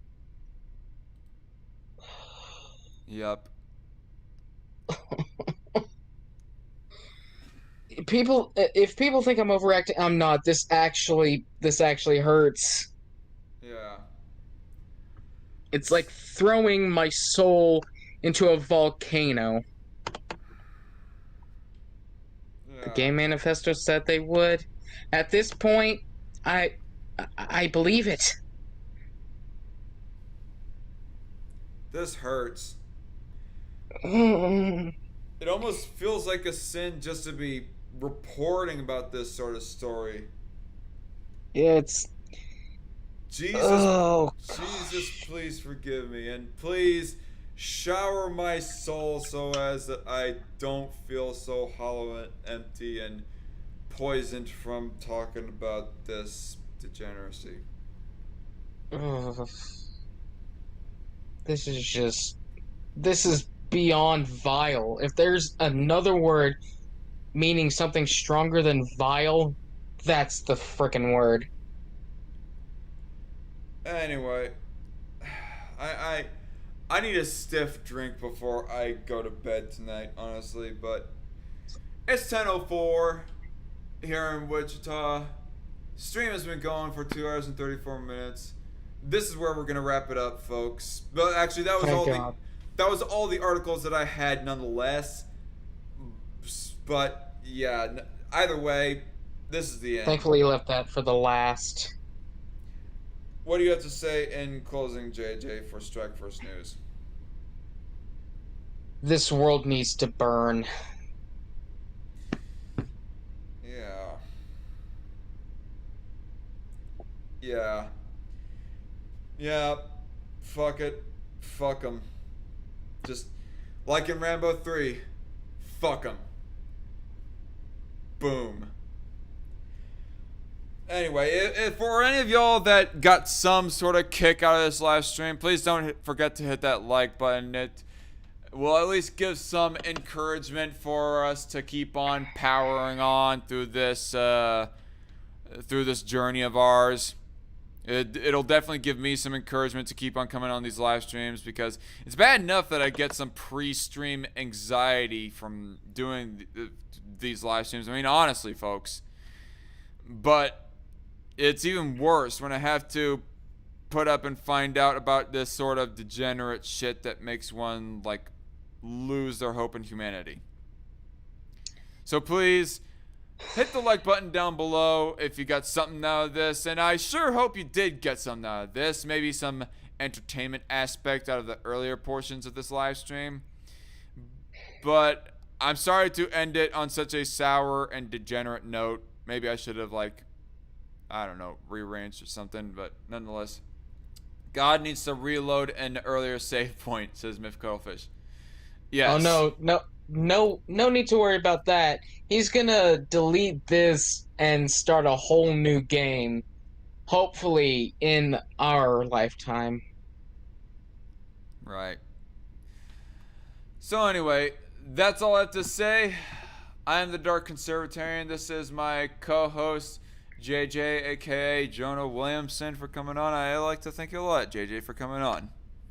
No problem. And helping bear the pain of this story with me, so that maybe it's a little bit lighter. Honestly, I've seen some of the worst stuff, but this might actually be one of the worst. And I've went on live links. Yep. So anyway, Or live leaks. y'all take care. Have yourself a beer. Get a good night rest.